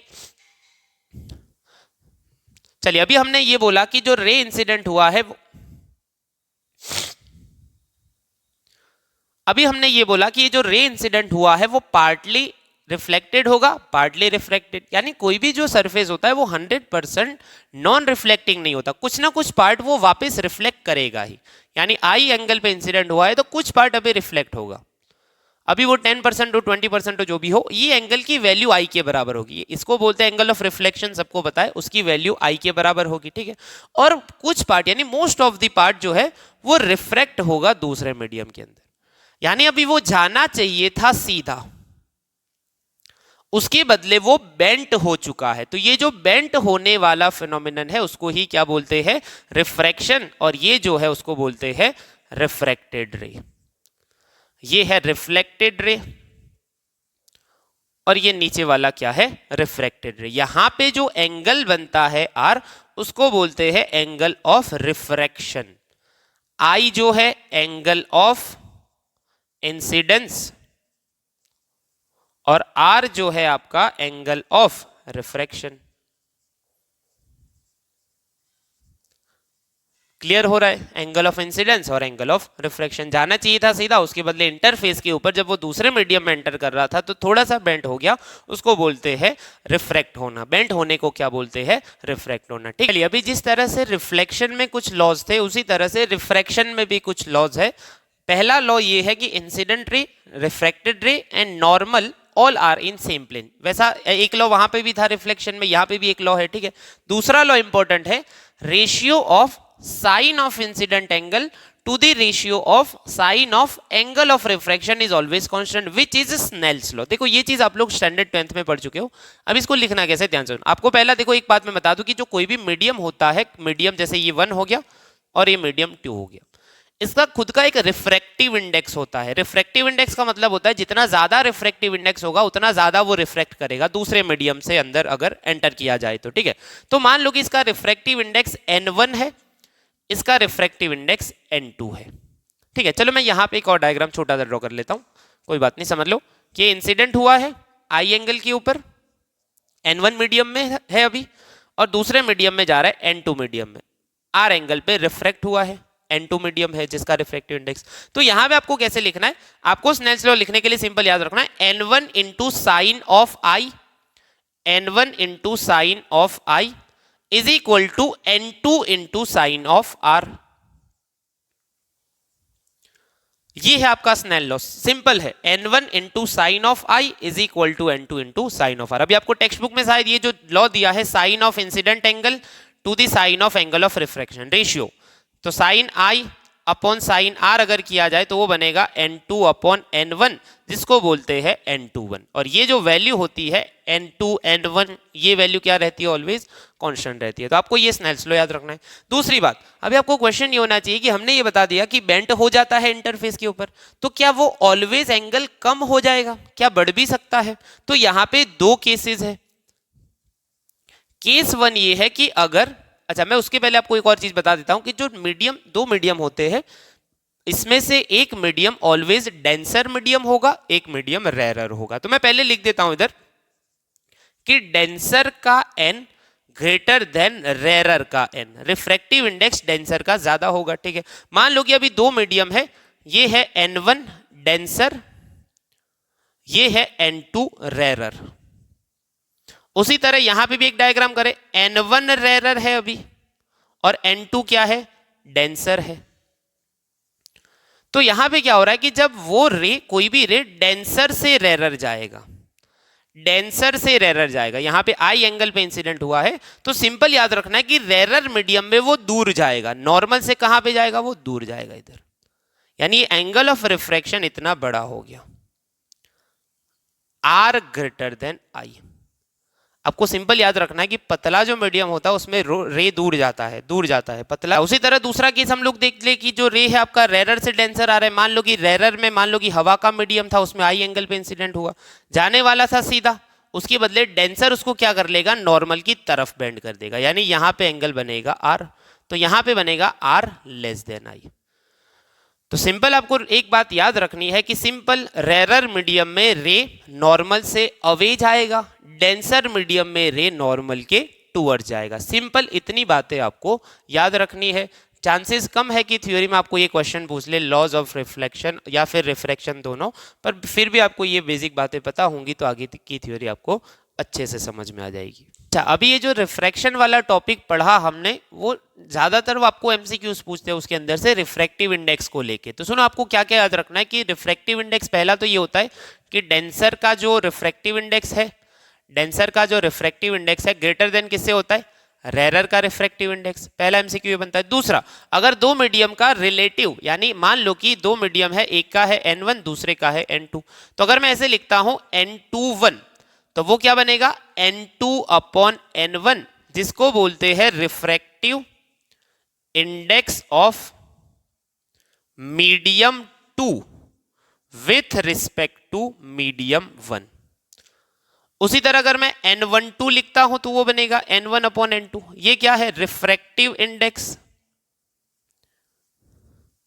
Of medium 1 with respect to medium 2। अच्छा, कभी कभी आपको क्या बोलेगा कि तीन मीडियम है अलग अलग, तीन मीडियम है अलग अलग, इसका है n1, इसका है n2, इसका है n3। अभी आपको अगर ऐसा बोल दे कि n31 is equal to dash, अभी ऑप्शन में आपको सीधा n3 अपॉन n1 नहीं दिया होगा, ऑप्शन में 2 से रिलेटेड कोई एमसीक्यू दिया होगा, सॉरी ऑप्शन दिया होगा, ऑप्शन 2 से रिलेटेड, यानी देखो यहां पे जनरल क्या बनना चाहिए, n3 अपॉन n1, इसका आंसर n3 अपॉन n1 बनना चाहिए, पर ऑप्शन में कुछ अलग तरीके से दिया होगा, ऑप्शन में आपको n2 दिया होगा। तो आपको क्या करना है, जो ये दोनों के अलावा तीसरा रिफ्रैक्टिव इंडेक्स है उससे इसको मल्टीप्लाई और डिवाइड कर दो। क्या कर दो, दोनों के अलावा ऑप्शन में जो तीसरा है, इससे ये जो रियल आंसर बन रहा है, यानी एक्चुअल जो आंसर बन रहा है, उसको मल्टीप्लाई और डिवाइड कर दो। अभी दो रिफ्रैक्टिव इंडेक्स यहां पे बनेंगे, N2 upon N1 multiply by N3 upon N2, यानी मैं इसको पहले इसको पहले लिख देते हम लोग, N3 अपॉन N2 क्या बनेगा, N32 into N2 upon N1, ये बनेगा N21। तो इसका एक आंसर ये भी हो सकता है N32 इंटू N21। ऐसा नहीं कि ऑप्शन में फिर सीधा N3 अपॉन N1 गिवन होगा, ऐसा इतना मतलब इजी पूछ सकता है, पर शायद आपको इस तरह से दो मल्टीप्लाई करके भी दिए हो, तो आपको कुछ नहीं करना। 3-1 था आपके पास, ऑप्शन में 2 भी है, तो बस उससे मल्टीप्लाई डिवाइड कर लो, फिर क्रॉस में ऐसे करके आप इसका आंसर लेके आ सकते हो। तो जनरली इसमें से एमसीक्यूज में आपको थोड़ा सा ध्यान रखना है, बोर्ड के एग्जाम में आपको पूछे जा सकते हैं। सीआरटी में जो नेक्स्ट थ्योरी है आपकी लेटरल शिफ्ट, ये थ्योरी वाइज आपको प्रिपेयर नहीं करना, बस थोड़ा सा कंसेप्ट याद रखना है। इसमें होता क्या है कि एक रे, मान लो कि रेक्टेंगुलर ग्लास स्लैब के एक सरफेस पे इंसिडेंट हुआ, मान लो कि ये पॉइंट पे इंसिडेंट हुआ, ठीक है। सबसे पहले हम लोग डिसाइड करेंगे कि एंगल ऑफ इंसिडेंस क्या है, ये है आपका एंगल ऑफ इंसिडेंस, ठीक है। अच्छा, अभी एयर में से वो ग्लास में जा रहा है, यानी रेरर मीडियम से डेंसर जा रहा है। मैं इसको लिख देता हूं N1, ग्लास का रिफ्रैक्टिव इंडेक्स N2, वापस बाहर N1 में आएगा। तो यहां पे पहली कंडीशन लिख देते हैं कि ग्लास का रिफ्रैक्टिव इंडेक्स हवा से ज्यादा है। अब ज्यादा डिफ्रैक्टिव इंडेक्स डेंसर में जाता है, तो मैंने जस्ट आपको बताया वो नॉर्मल के टूवर्ड्स बेंड होता है, यानी जाना चाहिए था ऐसे सीधा, कुछ भी नहीं होता बीच में ग्लास स्लैब, तो वो ये पाथ पे सीधा सीधा निकल जाता है ऐसे। अभी जाएगा वो नॉर्मल की तरफ, यानी ये एंगल अभी छोटा हो जाएगा, यानी वो नॉर्मल की तरफ जाएगा। एंगल ऑफ रिफ्रैक्शन आपका ये बन जाएगा, ठीक है। अच्छा, अभी वापस वो दूसरे सरफेस पे इंसिडेंट हुआ है, वापस दूसरे सरफेस पे, यानी वो किसी नॉर्मल के साथ एंगल पे इंसिडेंट हुआ है, इसको वापस इंसिडेंट कराए हमने, यानी वो मतलब दूसरे सरफेस पे इंसिडेंट हुआ है। अभी वो जाने वाला है, मान यानी कि अगर ये दूसरा सरफेस नहीं होता, सब जगह ग्लास होता, दूर तक ग्लास ही होता, तो ये सीधा सीधा ग्लास में मोशन चालू रखता, अपनी प्रोपोगेशन चालू रखता, सीधा सीधा ऐसे चला जाता। पर अभी वो डेंसर से रेरर में जा रहा है, तो जाना चाहिए था इस तरफ, उसके बदले नॉर्मल से अवे जाएगा। और कितना अवे जाएगा, तो जो ओरिजिनल डायरेक्शन थी प्रोपोगेशन की, वो उसके पैरेलल डायरेक्शन में जाएगा, ये बनेगा एंगल आर। यानी सिंपल मतलब ये होता है कि जो रे जा रहा था उसको डेंसर मीडियम ने कुछ इस तरफ बेंड कर दिया, और वापस रेरर मीडियम ने वापस उसको इस तरफ ले लिया। अभी आप ध्यान से देखो तो रे की जो प्रोपोगेशन की डायरेक्शन है वो एक्चुअल में वही लाइन के ऊपर है, वही लाइन के ऊपर है, पर बस वो इस तरफ थोड़ा सा शिफ्ट हो चुका है, जिसको बोलते हैं लेटरल शिफ्ट। क्या बोलते हैं? Lateral shift. लेटरल का मतलब होता है साइड मूवमेंट हो जाना, साइड मूवमेंट हो रही है, मतलब जा रहा है वही लाइन के ऊपर, मतलब वही डायरेक्शन में जा रहा है, एंगल चेंज नहीं हुआ और प्रोपोगेशन के ओरिजिनल डायरेक्शन में ही जा रहा है, पर वो इस तरफ थोड़ा सा शिफ्ट हो चुका है, जिसको क्या बोलते हैं? Lateral shift. अब इसमें से थ्योरी नहीं पूछेंगे आपको, शायद कोई एमसीक्यू बन जाए, तो आप इसको थोड़ा सा पढ़ लीजिएगा। चलिए, अभी जो नेक्स्ट टॉपिक है आपकी टेक्स्ट बुक के अंदर पीछे आपको डायग्राम दिखेगा, जो है आपका वर्चुअल डेप्थ के बारे में। अभी देखो ये टॉपिक भी न्यूमेरिकल वाइज ज्यादा इंपॉर्टेंट है, थ्योरी इसमें से पूछने के चांसेस मतलब ना के बराबर ही समझ लो, फिर भी मैं आपको समझा रहा हूं क्योंकि थ्योरी जो है आपकी न्यूमेरिकल के लिए ज्यादा इंपॉर्टेंट है, ठीक है। तो सुनो, क्या करना है, मान लो कि एक ऑब्जेक्ट, एक वाटर टैंक है जिसमें एक ऑब्जेक्ट पड़ा है बॉटम के ऊपर, रियल डेप्थ है उसकी कितनी? h1, यानी सरफेस से मान लो कि आप यहां ऑब्जर्व कर रहे हो उसको, इसकी जो रियल डेप्थ है h1 है, अगर पानी नहीं भरा तब की बात कर रहे हैं, ठीक है। जब इसमें से जो रेज निकलेंगे, रेज निकल रहे, मान लो कि पहले परपेंडिकुलर लाइन ड्रॉ कर ली, एक रे इधर निकला, दूसरा रे इधर निकला। अभी ये जो दोनों रेज है पानी में से हवा में जा रहे हैं, यानी डेंसर में से रेरर में जा रहे हैं, डेंसर में से यानी N2 ग्रेटर देन N1 मैं लिख देता हूं, तो वो जाने चाहिए थे सीधे, अभी वो जाएंगे नॉर्मल से अवे। सबको पता है, हमने इसको पढ़ के रखा है, यानी ये दोनों रेज कहीं पे कन्वर्ज नहीं हो रहे। अगर इसको बैक ट्रेस किया जाए तो यहां कहीं वो डाइवर्ज होते हुए दिख रहे, तो आपको जो चीज दिखेगी, उसकी जो इमेज दिखेगी कहीं पे इधर दिखेगी। ये है ऑब्जेक्ट और इमेज आपको कहां पे नजर आएगी? इमेज इधर है, ऐसा आपको लगेगा।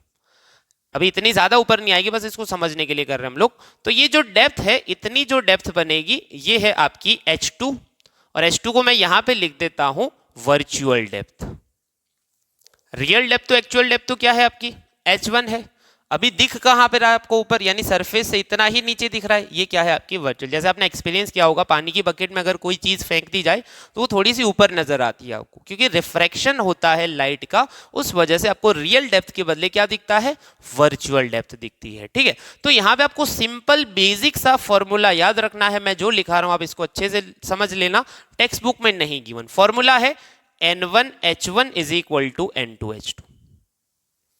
H1 को याद रखना, ऑलवेज याद रखो, बाहर वाला N1 मीडियम है तो रियल डेप्थ हवा का ही इधर मीडियम होता तो क्या दिखता आपको, ये डेप्थ दिखती, तो ये मीडियम के लिए डेप्थ H1 नोट करनी है। दूसरा मीडियम आ गया इसलिए आपको H2 दिख रही है, तो N2 के लिए H2, N1H1 is equal to N2H2। तो यहां से अगर N1 is equal to, if N1 is equal to air, अगर उसको 1 ले लिया जाए तो फॉर्मूला आपका बन जाएगा H2 is equal to H1 upon N2।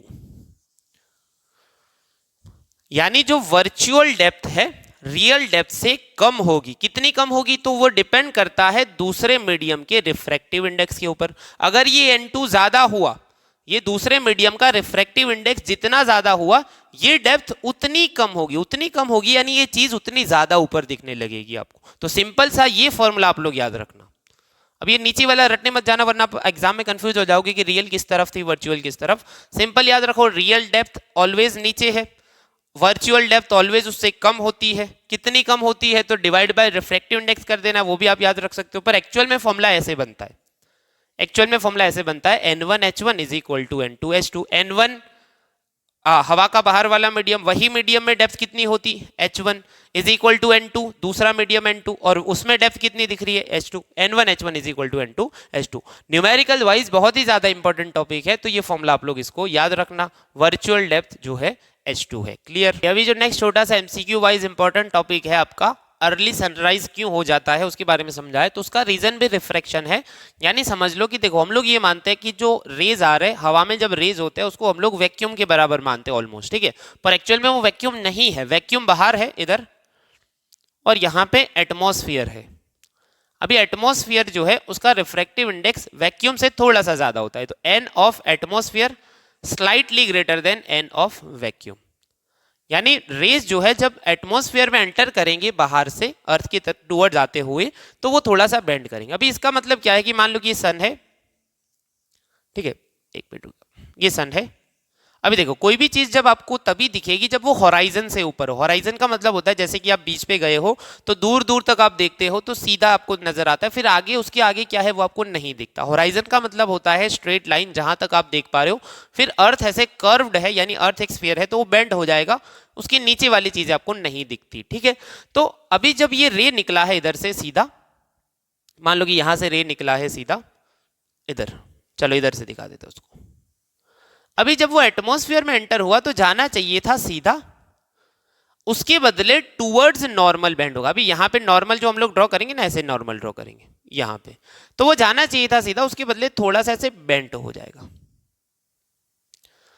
Atmosphere थोड़ा सा डेंसर है, यानी आपको जो दिखने लगेगा, आप यहां से देख रहे हो तो आपको सनलाइट कहीं पीछे से आ रहा हो ऐसा नजर आएगा, आपको नजर आएगा कि वो सनलाइट कहीं इधर से आ रहा है, यानी आपको लगेगा कि सन इधर आ चुका है। अभी एक्चुअल में सन ऊपर नहीं आया, एक्चुअल में सन नीचे है, पर उसका जो लाइट जा रहा था वो थोड़ा सा बेंट हो गया, तो आपको क्या लग रहा है कि लाइट इधर से पीछे आ रहा है, तो ये रियल इधर है और ये वर्चुअल आपको इधर नजर आ रहा है। तो इसका मतलब ये हुआ कि यहाँ पे सनराइज आपको अर्ली दिख जाता है, यानी थोड़ा सा और आगे, एक्चुअल में इधर था वो थोड़ा सा और आगे बढ़ चुका है, इधर आगे बढ़ता। अभी एक्चुअल में सन आगे नहीं बढ़ता, ठीक है, अर्थ ही आगे बढ़ती है, बस इसको समझना है आपको, ठीक है। तो सुनो, आपको बस इतना याद रखना है कि सनराइज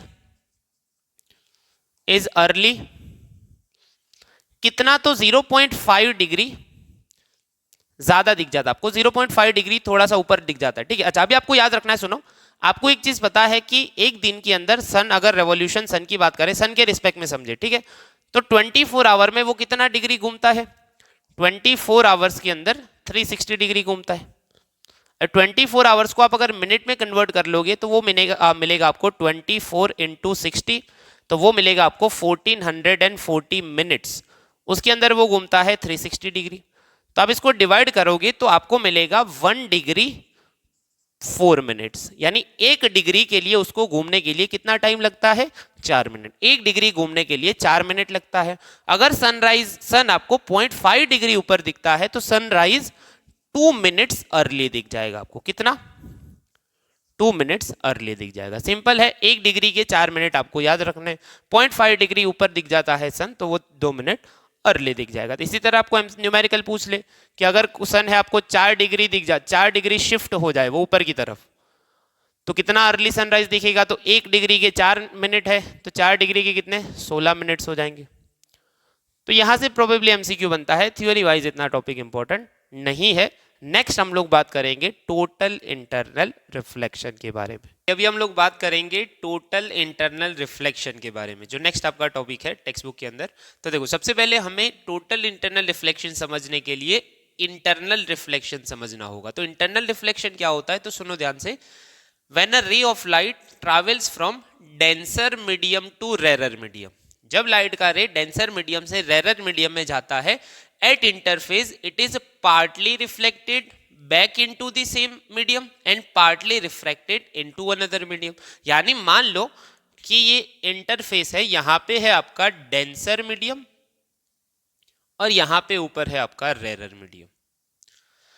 तो जब वो इंटरफेस पे इंसिडेंट होगा फ्रॉम डेंसर टू रेरर के टाइम, डेंसर टू रेरर, ये इंटरफेस के ऊपर ये इंसिडेंट हुआ है, मान लो कि आई एंगल के ऊपर, तो वो पार्टली रिफ्लेक्ट होगा, यानी कुछ पार्ट उसका रिफ्लेक्ट होगा, उतने ही एंगल पे वो वापस अंदर आएगा, ये है रिफ्लेक्टेड रे, और कुछ पार्ट उसका रिफ्रैक्ट होगा। रिफ्रैक्ट होगा यानी वो दूसरे मीडियम में एंटर कर जाएगा। अभी आपको ऑलरेडी पता है कि रिफ्रैक्ट होने का मतलब जाने वाला था सीधा, पर वो अपने पाथ से डेविएट हो जाएगा। अभी डेंसर से जब रेरर जाता है तो हमने एक चीज ऑलरेडी पढ़ ली है कि रेरर मीडियम में वो नॉर्मल से अवे जाएगा, यानी वो इस तरह से जाएगा। ये पूरा जो एंगल बनेगा नॉर्मल के साथ वो है एंगल ऑफ रिफ्रैक्शन, और ये है रिफ्रैक्टेड रे। अब ये सिंपल बात है, ये रिफ्रैक्टेड और रिफ्लेक्टेड दोनों रेज मिलेंगे ड्यू टू इंसिडेंट रे, यानी दोनों रेज मिलेंगे इधर। ऐसा नहीं है कि पूरा का पूरा रिफ्लेक्ट हो रहा है कि पूरा का पूरा रिफ्लेक्ट हो रहा है, दोनों चीजें हो रही है दो मीडियम के इंटरफेस के ऊपर। ये इंटरफेस है, ठीक है। अच्छा, तो यहां पे ये जो रिफ्लेक्शन हो रहा है उसको क्या बोलेंगे?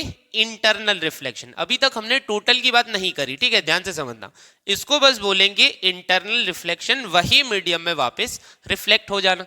अभी टोटल इंटरनल रिफ्लेक्शन क्या है तो ध्यान से सुनो। अभी उसके लिए पूरा डायग्राम आपको अच्छे से समझना है, ध्यान से देखो। ये इंटरफेस समझ लो, यहां पे नीचे है आपका N2 मीडियम, ये डेंसर है, और ऊपर है आपका N1 मीडियम जो रेरर है। चलो मान लो कि यहाँ पे ये लाइन के ऊपर यहाँ पे एक सोर्स ऑफ लाइट है, ठीक है। अच्छा चलो मान लो कि इसमें से लाइट निकल रहा है ऊपर बाहर जा रहा है, ठीक है। मान लो कि पानी के अंदर बल्ब रखा है डेंसर मीडियम में, बाहर हवा में जा रहा है, उसको ऐसा समझ लो, ठीक है। चलो मान लो कि ये रे यहाँ पे इंसिडेंट हुआ, अभी ये किसी एंगल पे इंसिडेंट हुआ है, ठीक है, किसी एंगल पे इंसिडेंट हुआ है। अभी जब वो किसी भी एंगल पे इंसिडेंट होगा उससे कोई फर्क नहीं पड़ता, पर फर्क इस बात का पड़ेगा कि जब इंसिडेंट एंगल को इंक्रीज करते जाएंगे। पर अभी समझ लो कि इंसिडेंट हुआ है तो हमने पहले ही बता दिया कि कुछ पार्ट उसका क्या होगा? रिफ्लेक्ट होगा, कुछ पार्ट उसका रिफ्रैक्ट होगा। यानी जब वो रेरर में जाएगा तो अपने पाथ से डेविएट हो जाएगा, यानी जाना चाहिए था सीधा, उसके बदले ये आर एंगल जो बनेगा, एंगल ऑफ रिफ्रैक्शन बढ़ेगा और कुछ पार्ट उसका रिफ्लेक्ट हो जाएगा, ठीक है। उसी तरह अगर हम लोग एंगल ऑफ इंसिडेंस को बढ़ाने का मतलब है कि यही सोर्स से अभी रे इधर जा रहे हैं, यानी ये एंगल ऑफ इंसिडेंस क्या हुआ? बढ़ा है। पहले इतना छोटा था, अभी जितना जैसे जैसे जैसे जैसे हम लोग दूर जाएंगे, जैसे कि मान लो कि नॉर्मल के साथ एंगल बन रहा है, जैसे जैसे जैसे हम लोग दूर जाएंगे वो क्या होगा? ये एंगल बढ़ता जाएगा, यानी ये एंगल बढ़ा है। अभी आपको बताया कि जाना तो कहाँ है, उसको रेरर में ही जाना है। तो अगर आप एंगल ऑफ इंसिडेंस बढ़ाते हो तो एंगल ऑफ रिफ्रैक्शन भी क्या होगा? बढ़ेगा। सिंपल है, एंगल ऑफ इंसिडेंस बढ़ाएंगे, एंगल ऑफ रिफ्रैक्शन बढ़ेगा। क्यों? क्योंकि always R greater than I है। आर ग्रेटर देन आई क्यों है? क्योंकि वो डेंसर से किधर जा रहा है? रेरर में जा रहा है। तो जितना एंगल ऑफ इंसिडेंस बड़ा होगा उतना बड़ा क्या मिलेगा? Angle of refraction. तो सिंपल एक पॉइंट हम लोग यहां पे लिख सकते हैं कि व्हेन एंगल ऑफ इंसिडेंस, देखो मैं आपको थ्योरी लिखना समझा रहा हूं, angle of incidence is increased, when angle of incidence is increased, angle of refraction will also increase। Angle of incidence बढ़ाते जाएंगे, एंगल ऑफ रिफ्रैक्शन बढ़ता जाएगा। अभी आप बढ़ाते जाओ बढ़ाते जाओ बढ़ाते जाओ तो आपको पता है कि ये जो आर है, नॉर्मल से एंगल बन रहा है, नॉर्मल से जो एंगल बन रहा है वो क्या होता जाएगा, बढ़ता जाएगा बढ़ता जाएगा बढ़ता जाएगा। एक पॉइंट ऐसा आएगा, एक पॉइंट ऐसा आएगा कि एंगल ऑफ इंसिडेंस की वैल्यू इतनी कर दो, एंगल ऑफ इंसिडेंस की वैल्यू इतनी कर दो कि रिफ्रैक्टेड रे जो है नॉर्मल ऐसे हो जाए, यहां पे एंगल बन जाए 90, यानी एक इंसिडेंट एंगल की वैल्यू ऐसी कर दो कि जो रिफ्रैक्टेड रे है सरफेस को ऐसे ग्रेज करके जा रहा हो, ऐसा लगे। ग्रेज करके जाने का मतलब सरफेस की पैरेलल हो जाए। यानी जब आप आई बढ़ाओगे, चलो नॉर्मल के साथ पहले मान लो कि ये नॉर्मल है, उसके साथ रिफ्रैक्टेड एंगल इतना बन रहा था, आप आई बढ़ा रहे हो, आर बढ़ता जा रहा है बढ़ता जा रहा है बढ़ता जा रहा है, फिर एक पॉइंट पे कितना हो जाएगा, वो 90 हो जाएगा। तो यही एंगल को क्या बोलते हैं, क्रिटिकल एंगल। इसको क्या बोलते हैं, क्रिटिकल एंगल।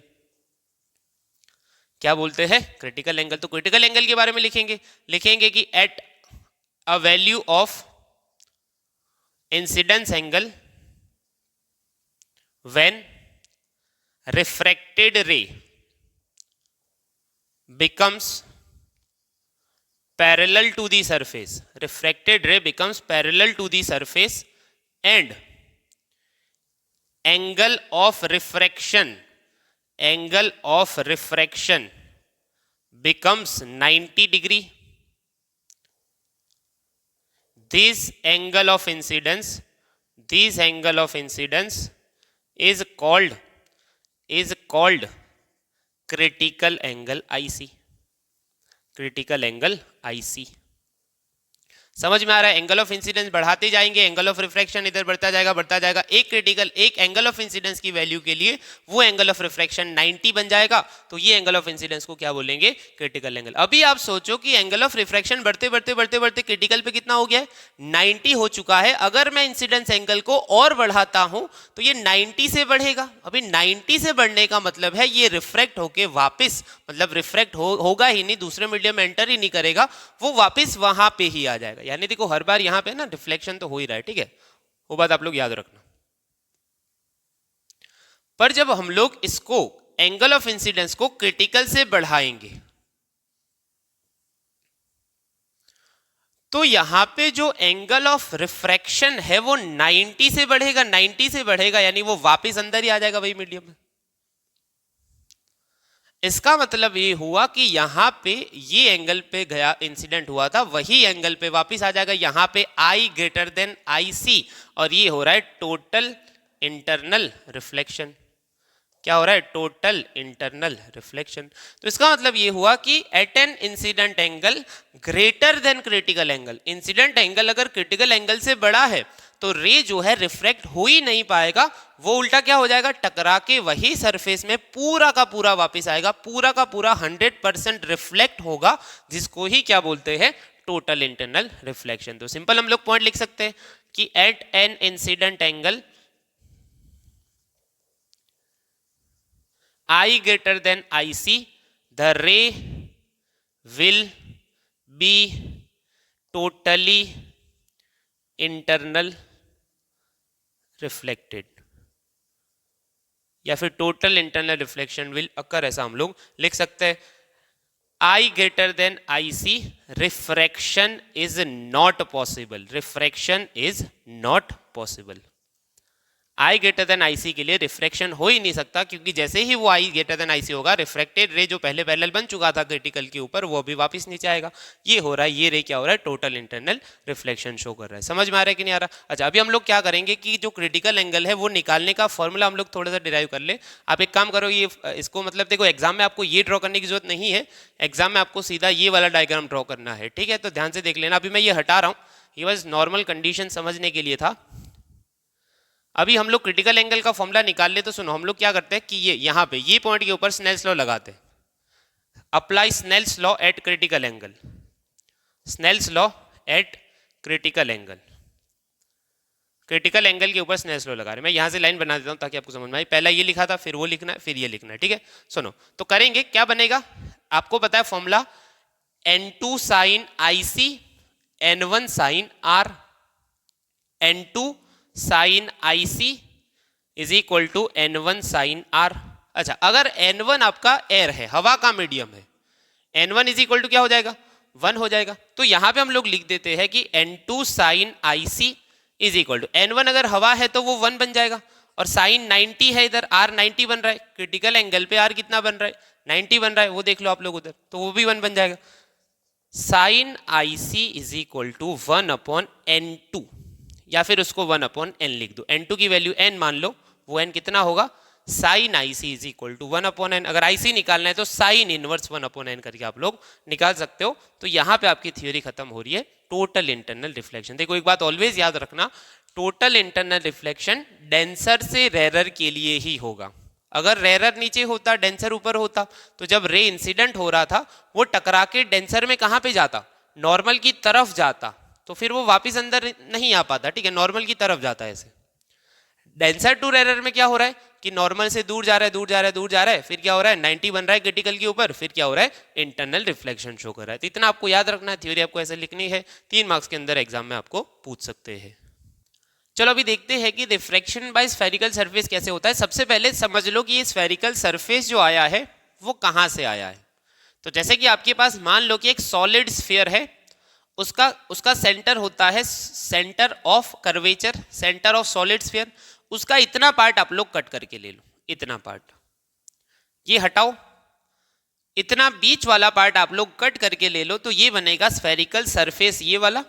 पीछे पूरा का पूरा ग्लास का ही मीडियम होगा, ठीक है, ये कोई मिरर नहीं है, पीछे पूरा ग्लास का ही मीडियम है, सॉलिड स्फीयर था, ठीक है, और बाहर हवा का मीडियम है। तो ये जो ग्लास का मीडियम था पीछे, ये जैसे कि ये जो है ना, ये पूरे स्फीयर में से काट के बनाया गया, पूरा स्फीयर होगा, उसमें से काट के हमने बीच वाला इतना पोर्शन लिया है, उसका ऊपर नीचे से उसको काट के रख दिया है। यहाँ पे उसका सेंटर होगा, सेंटर ऑफ कर्वेचर। हमें करना ये है कि एक ऑब्जेक्ट को रखना है ये स्फेरिकल सरफेस के सामने, यहां पे इसको बोल देंगे हम लोग ऑब्जेक्ट डिस्टेंस u, ठीक है। अच्छा, अभी इमेज क्रिएट करने के लिए मुझे क्या करना पड़ेगा, एक रे सीधा मैं इंसिडेंट करूंगा इधर से, ठीक है, यहां पे कहीं जा रहा है वो आगे तक सीधा ही जाएगा। आपको पता है कि जब सीधा जाएगा ऑप्टिकल सेंटर में से, यानी ये P पॉइंट में से जाएगा, सीधा ही निकल जाएगा, वो सीधा ही निकल जाएगा, ठीक है। दूसरा रे निकला है इधर, मान लो कि वो किसी n पॉइंट के ऊपर इंसिडेंट हुआ है। अच्छा, अभी किसी भी स्फेरिकल सरफेस पे होता था, कर्व्ड सरफेस पे, तो हमें सबसे पहले काम क्या करना है, नॉर्मल ड्रॉ करना है। तो नॉर्मल यहाँ पे जो ड्रॉ करेंगे सेंटर से ड्रॉ करेंगे। सबको पता है, मैंने आपको लास्ट टाइम बताया था कि कर्व्ड सरफेस का नॉर्मल उसके सेंटर से ड्रॉ होता है, तो ये बन जाएगा सेंटर से नॉर्मल। अच्छा, अभी रे जाने वाला था सीधा, पर कर्व्ड सरफेस ने उसको रिफ्रैक्ट कर दिया, यानी वो दूसरे मीडियम में रिफ्रैक्ट होगा इधर। अभी एक रे तो सीधा गया ही था, दूसरा रे इस तरफ आया है, तो इमेज बन जाएगी आपकी इधर, ये बनेगा आपका इमेज डिस्टेंस v। अभी नेगेटिव पॉजिटिव लेंगे उसको साइन कन्वेंशन में, ठीक है, सिंपल है। ऑब्जेक्ट को रखो, पहला रे सीधा निकल जाएगा, दूसरा रे जब किसी n पॉइंट पे इंसिडेंट होगा, यहां पे एंगल ऑफ इंसिडेंस यहां पे ये वाला बनेगा I, दूसरी तरफ बनेगा आपका R, नॉर्मल के साथ बनाएंगे, ठीक है। इमेज बन रही है आपकी I के ऊपर, तो लिखेंगे consider an object placed in front of spherical surface giving an image at point I। अच्छा, अभी हम लोग क्या करेंगे, डायग्राम के अंदर 3 एंगल के नाम दे देंगे। इसको हम लोग बोल देंगे θ1, इसको हम लोग बोल देंगे θ2, इसको हम लोग बोल देंगे θ3, ठीक है। अच्छा, दूसरी बात कि यहां से हम लोग एक नॉर्मल ड्रॉ कर लेंगे, इसको नाम दे देंगे M पॉइंट। अच्छा, जैसे कि हमने लास्ट टाइम भी किया था, कर्व्ड सरफेस के अंदर जो नॉर्मल ड्रॉ किया जाता है, ये दोनों M और P पॉइंट दोनों ऑलमोस्ट एक दूसरे के बाजू बाजू में है, यानी इनके बीच का जो डिस्टेंस है उसको निग्लेक्ट करेंगे।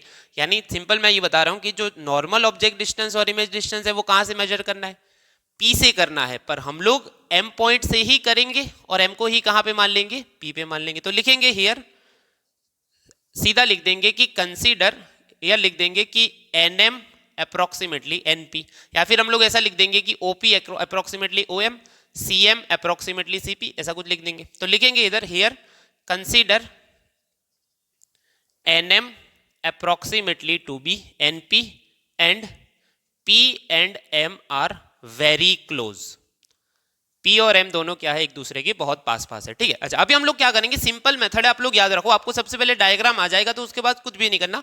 सबसे पहले निकालेंगे फ्रॉम डायग्राम, तीन इक्वेशन निकालेंगे हम लोग।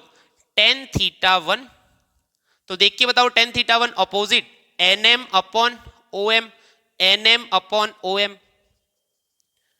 इसको दे दो इक्वेशन नंबर वन। दूसरा निकालो tan theta two, tan theta two क्या हो जाएगा, ये theta two opposite NM upon CM, NM upon CM, equation number two. और तीसरा निकालो tan theta three, tan theta three क्या हो जाएगा, उसके भी ऑपोजिट यही है, यानी ये नॉर्मल इधर है दोनों साइड, तो इसके ऑपोजिट ये वाला NM upon IM, NM upon IM, equation number three. अभी मैंने आपको लास्ट टाइम बताया था कि जब एंगल छोटा होता है तो टेन थीटा को अप्रोक्सीमेटली थीटा लेते हैं, तो लिखेंगे here for small angle, for small angles ten theta approximately theta बन जाएगा। टेन थीटा अगर अप्रोक्सीमेटली थीटा बन जाएगा तो from equation 1, 2 and 3, from equation 1, 2 and 3, अभी सब में से 10 को हटा लेते हैं हम लोग, तो थीटा वन बन जाएगा NM upon OM, equation number 4। Theta two आपका बन जाएगा NM upon CM, NM upon CM, equation number 5। और थीटा थ्री आपका बन जाएगा NM अपॉन IM, इक्वेशन वही रहेंगे, बस सामने से 10 हट जाएगा सब में से, क्योंकि एंगल छोटा है 10 को इग्नोर कर देते हैं। समझ में आ रहा है, सिंपल है। अच्छा, अभी यहाँ पे हम लोग लगाएंगे एक्सटीरियर एंगल का कंसेप्ट। एक्सटीरियर एंगल का मतलब होता है, मैं जैसे आपको यहाँ पे समझा दूं, कोई भी ट्राइंगल है उसमें एक्सटीरियर एंगल, यानी किसी भी जब आप लाइन को एक्सटेंड करते हो तो यहाँ पे जो बनता है वो क्या होता है, एक्सटीरियर एंगल। और जो एक्सटीरियर एंगल होता है वो बाकी के दोनों तरफ के एंगल, ये इंटीरियर एंगल के सम के बराबर होता है। एक्सटीरियर एंगल की वैल्यू इंटीरियर एंगल के सम के बराबर होता है। जैसे कि समझ लो कि ये 60 है, ये 50 है, 110, तो बाकी का ये कितना हो जाएगा, टोटल 180 होता है, 60 प्लस 20 150 110, ये 70 हो गया। अब ये 70 हो गया तो बाहर वाला कितना होगा, 110 ही होगा। और 110 जो है 60 और 50 का क्या है, सम है, जस्ट एग्जांपल ले रहे हैं, तो 60 50 जितना होता है उतना ये बाहर वाला होगा। समझ में आ रहा है। अच्छा, तो लिखेंगे कि यहाँ पे अभी दो एक्सटीरियर एंगल बन रहे हैं, ध्यान से समझो। यहाँ पे हम लोग एक ट्राइंगल कंसीडर कर रहे हैं, देखो OCN, ये जो बाहर ये लाइन अगर हम लोग एक्सटेंड करें CN वाली तो वो बाहर की तरफ जा रही है, तो ये जो I एंगल है वो क्या है, एक्सटीरियर एंगल। तो लिखेंगे कि from diagram angle I is exterior angle. Exterior angle किस तरह से समझ में आ रहा है ना, इस तरह से ट्राइंगल है आपका, यहां पे ये लाइन बाहर जा रही है और यहां पे क्या बन रहा है, आई बन रहा है, यहां पे बाहर आई बन रहा है, तो ये जो लाइन जा रही है ये इंटीरियर बनेगा और ये इंटीरियर बनेगा। थीटा वन थीटा टू का सम बाहर वाले आई के बराबर, तो लिखेंगे I is equal to theta one plus theta two, equation number 7। समझ में आ रहा है। अच्छा, उसी तरह एक और एक्सटीरियर एंगल बन रहा है, ये थीटा टू। अभी इसमें कौन सा ट्राइंगल लग रहा है, तो आप ध्यान से देख लो, ये वाला छोटा ट्राइंगल NCI, ये वाला ट्राइंगल, यहां पे ये एंगल बाहर वाला है। अगर ये एंगल बाहर वाला है, ट्राइंगल की ये लाइन को एक्सटेंड कर दो, IC को, बाहर जा रही है तो एक्सटीरियर है, तो इंटीरियर ये दोनों होंगे, theta three and R, theta three and R interior है, तीसरे एंगल के बाहर वाला ये क्या है, एक्सटीरियर है, तो लिखेंगे and angle theta two is also exterior. समझ में आ रहा है, थीटा टू भी क्या है, एक्सटीरियर है, तो theta two is equal to किस किस का सम होगा, ये बाहर वाला थीटा टू एंगल, ये ट्राइंगल की मैं बात कर रहा हूं। देखो अभी भी अगर आपको थोड़ा सा डाउट है, यहां पे थीटा टू बन रहा है, तो इस तरफ क्या है आपका R है और ये क्या है आपका थीटा थ्री है। एक्सटीरियर यानी ट्राइंगल की लाइन को जब मैंने एक्सटेंड किया तो ये बाहर की तरफ बन रहा है। Theta two is equal to R plus theta three, R plus theta three, R को सब्जेक्ट बना लेते हैं theta two minus theta three, equation number 8।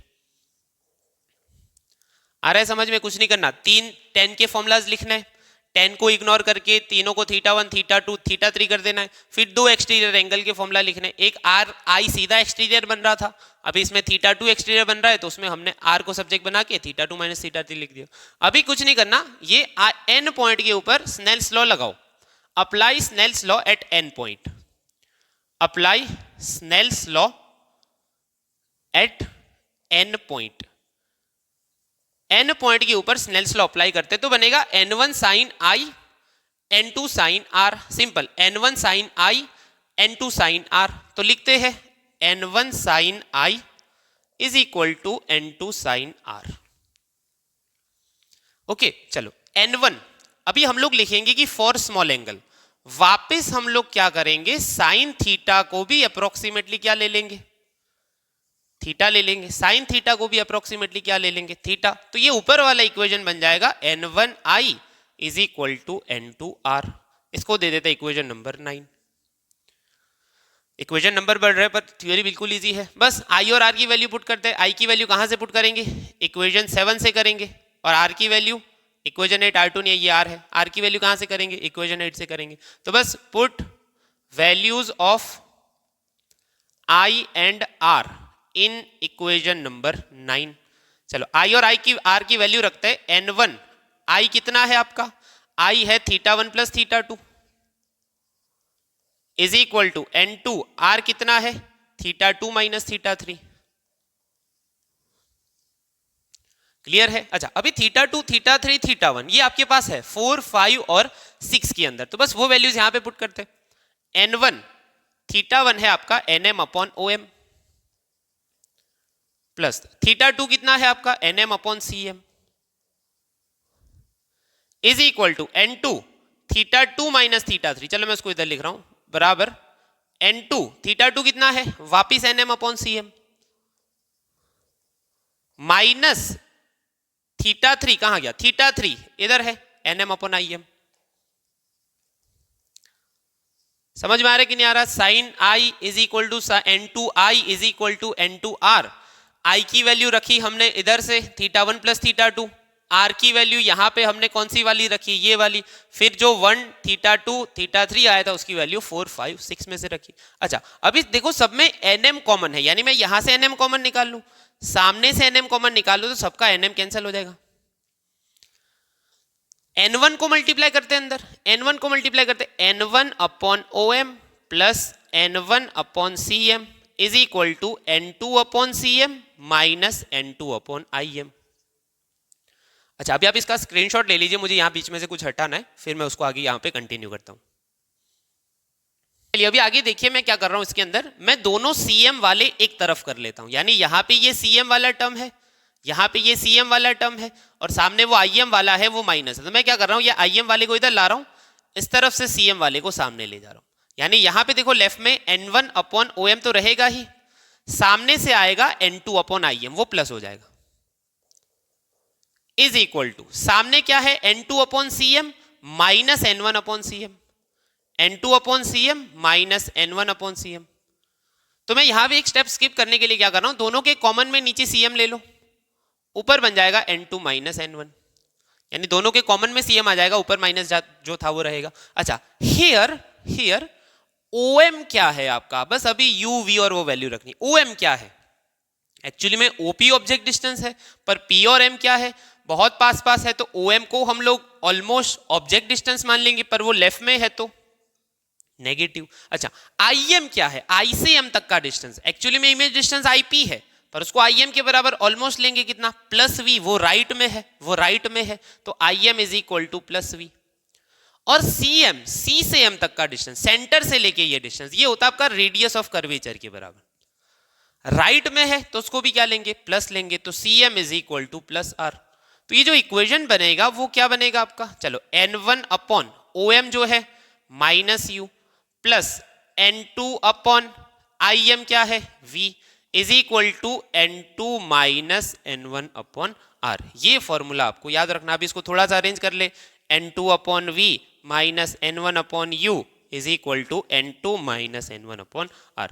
ये है किसी भी स्फेरिकल सरफेस की मदद से रिफ्रैक्शन का फॉर्मूला। अभी मैंने आपको थोड़ा एक एक पॉइंट, पूरे के पूरे सारे पॉइंट समझाए हैं, एग्जाम में आपको इसी तरह से लिख के आना है, तभी जाके आपको पूरे के पूरे मार्क्स मिलेंगे। 3 या 4 मार्क्स में आपको पूछ सकते हैं रिफ्रैक्शन बाय स्फेरिकल सरफेस। तो यहाँ पे थ्योरी आपकी खत्म हो रही है।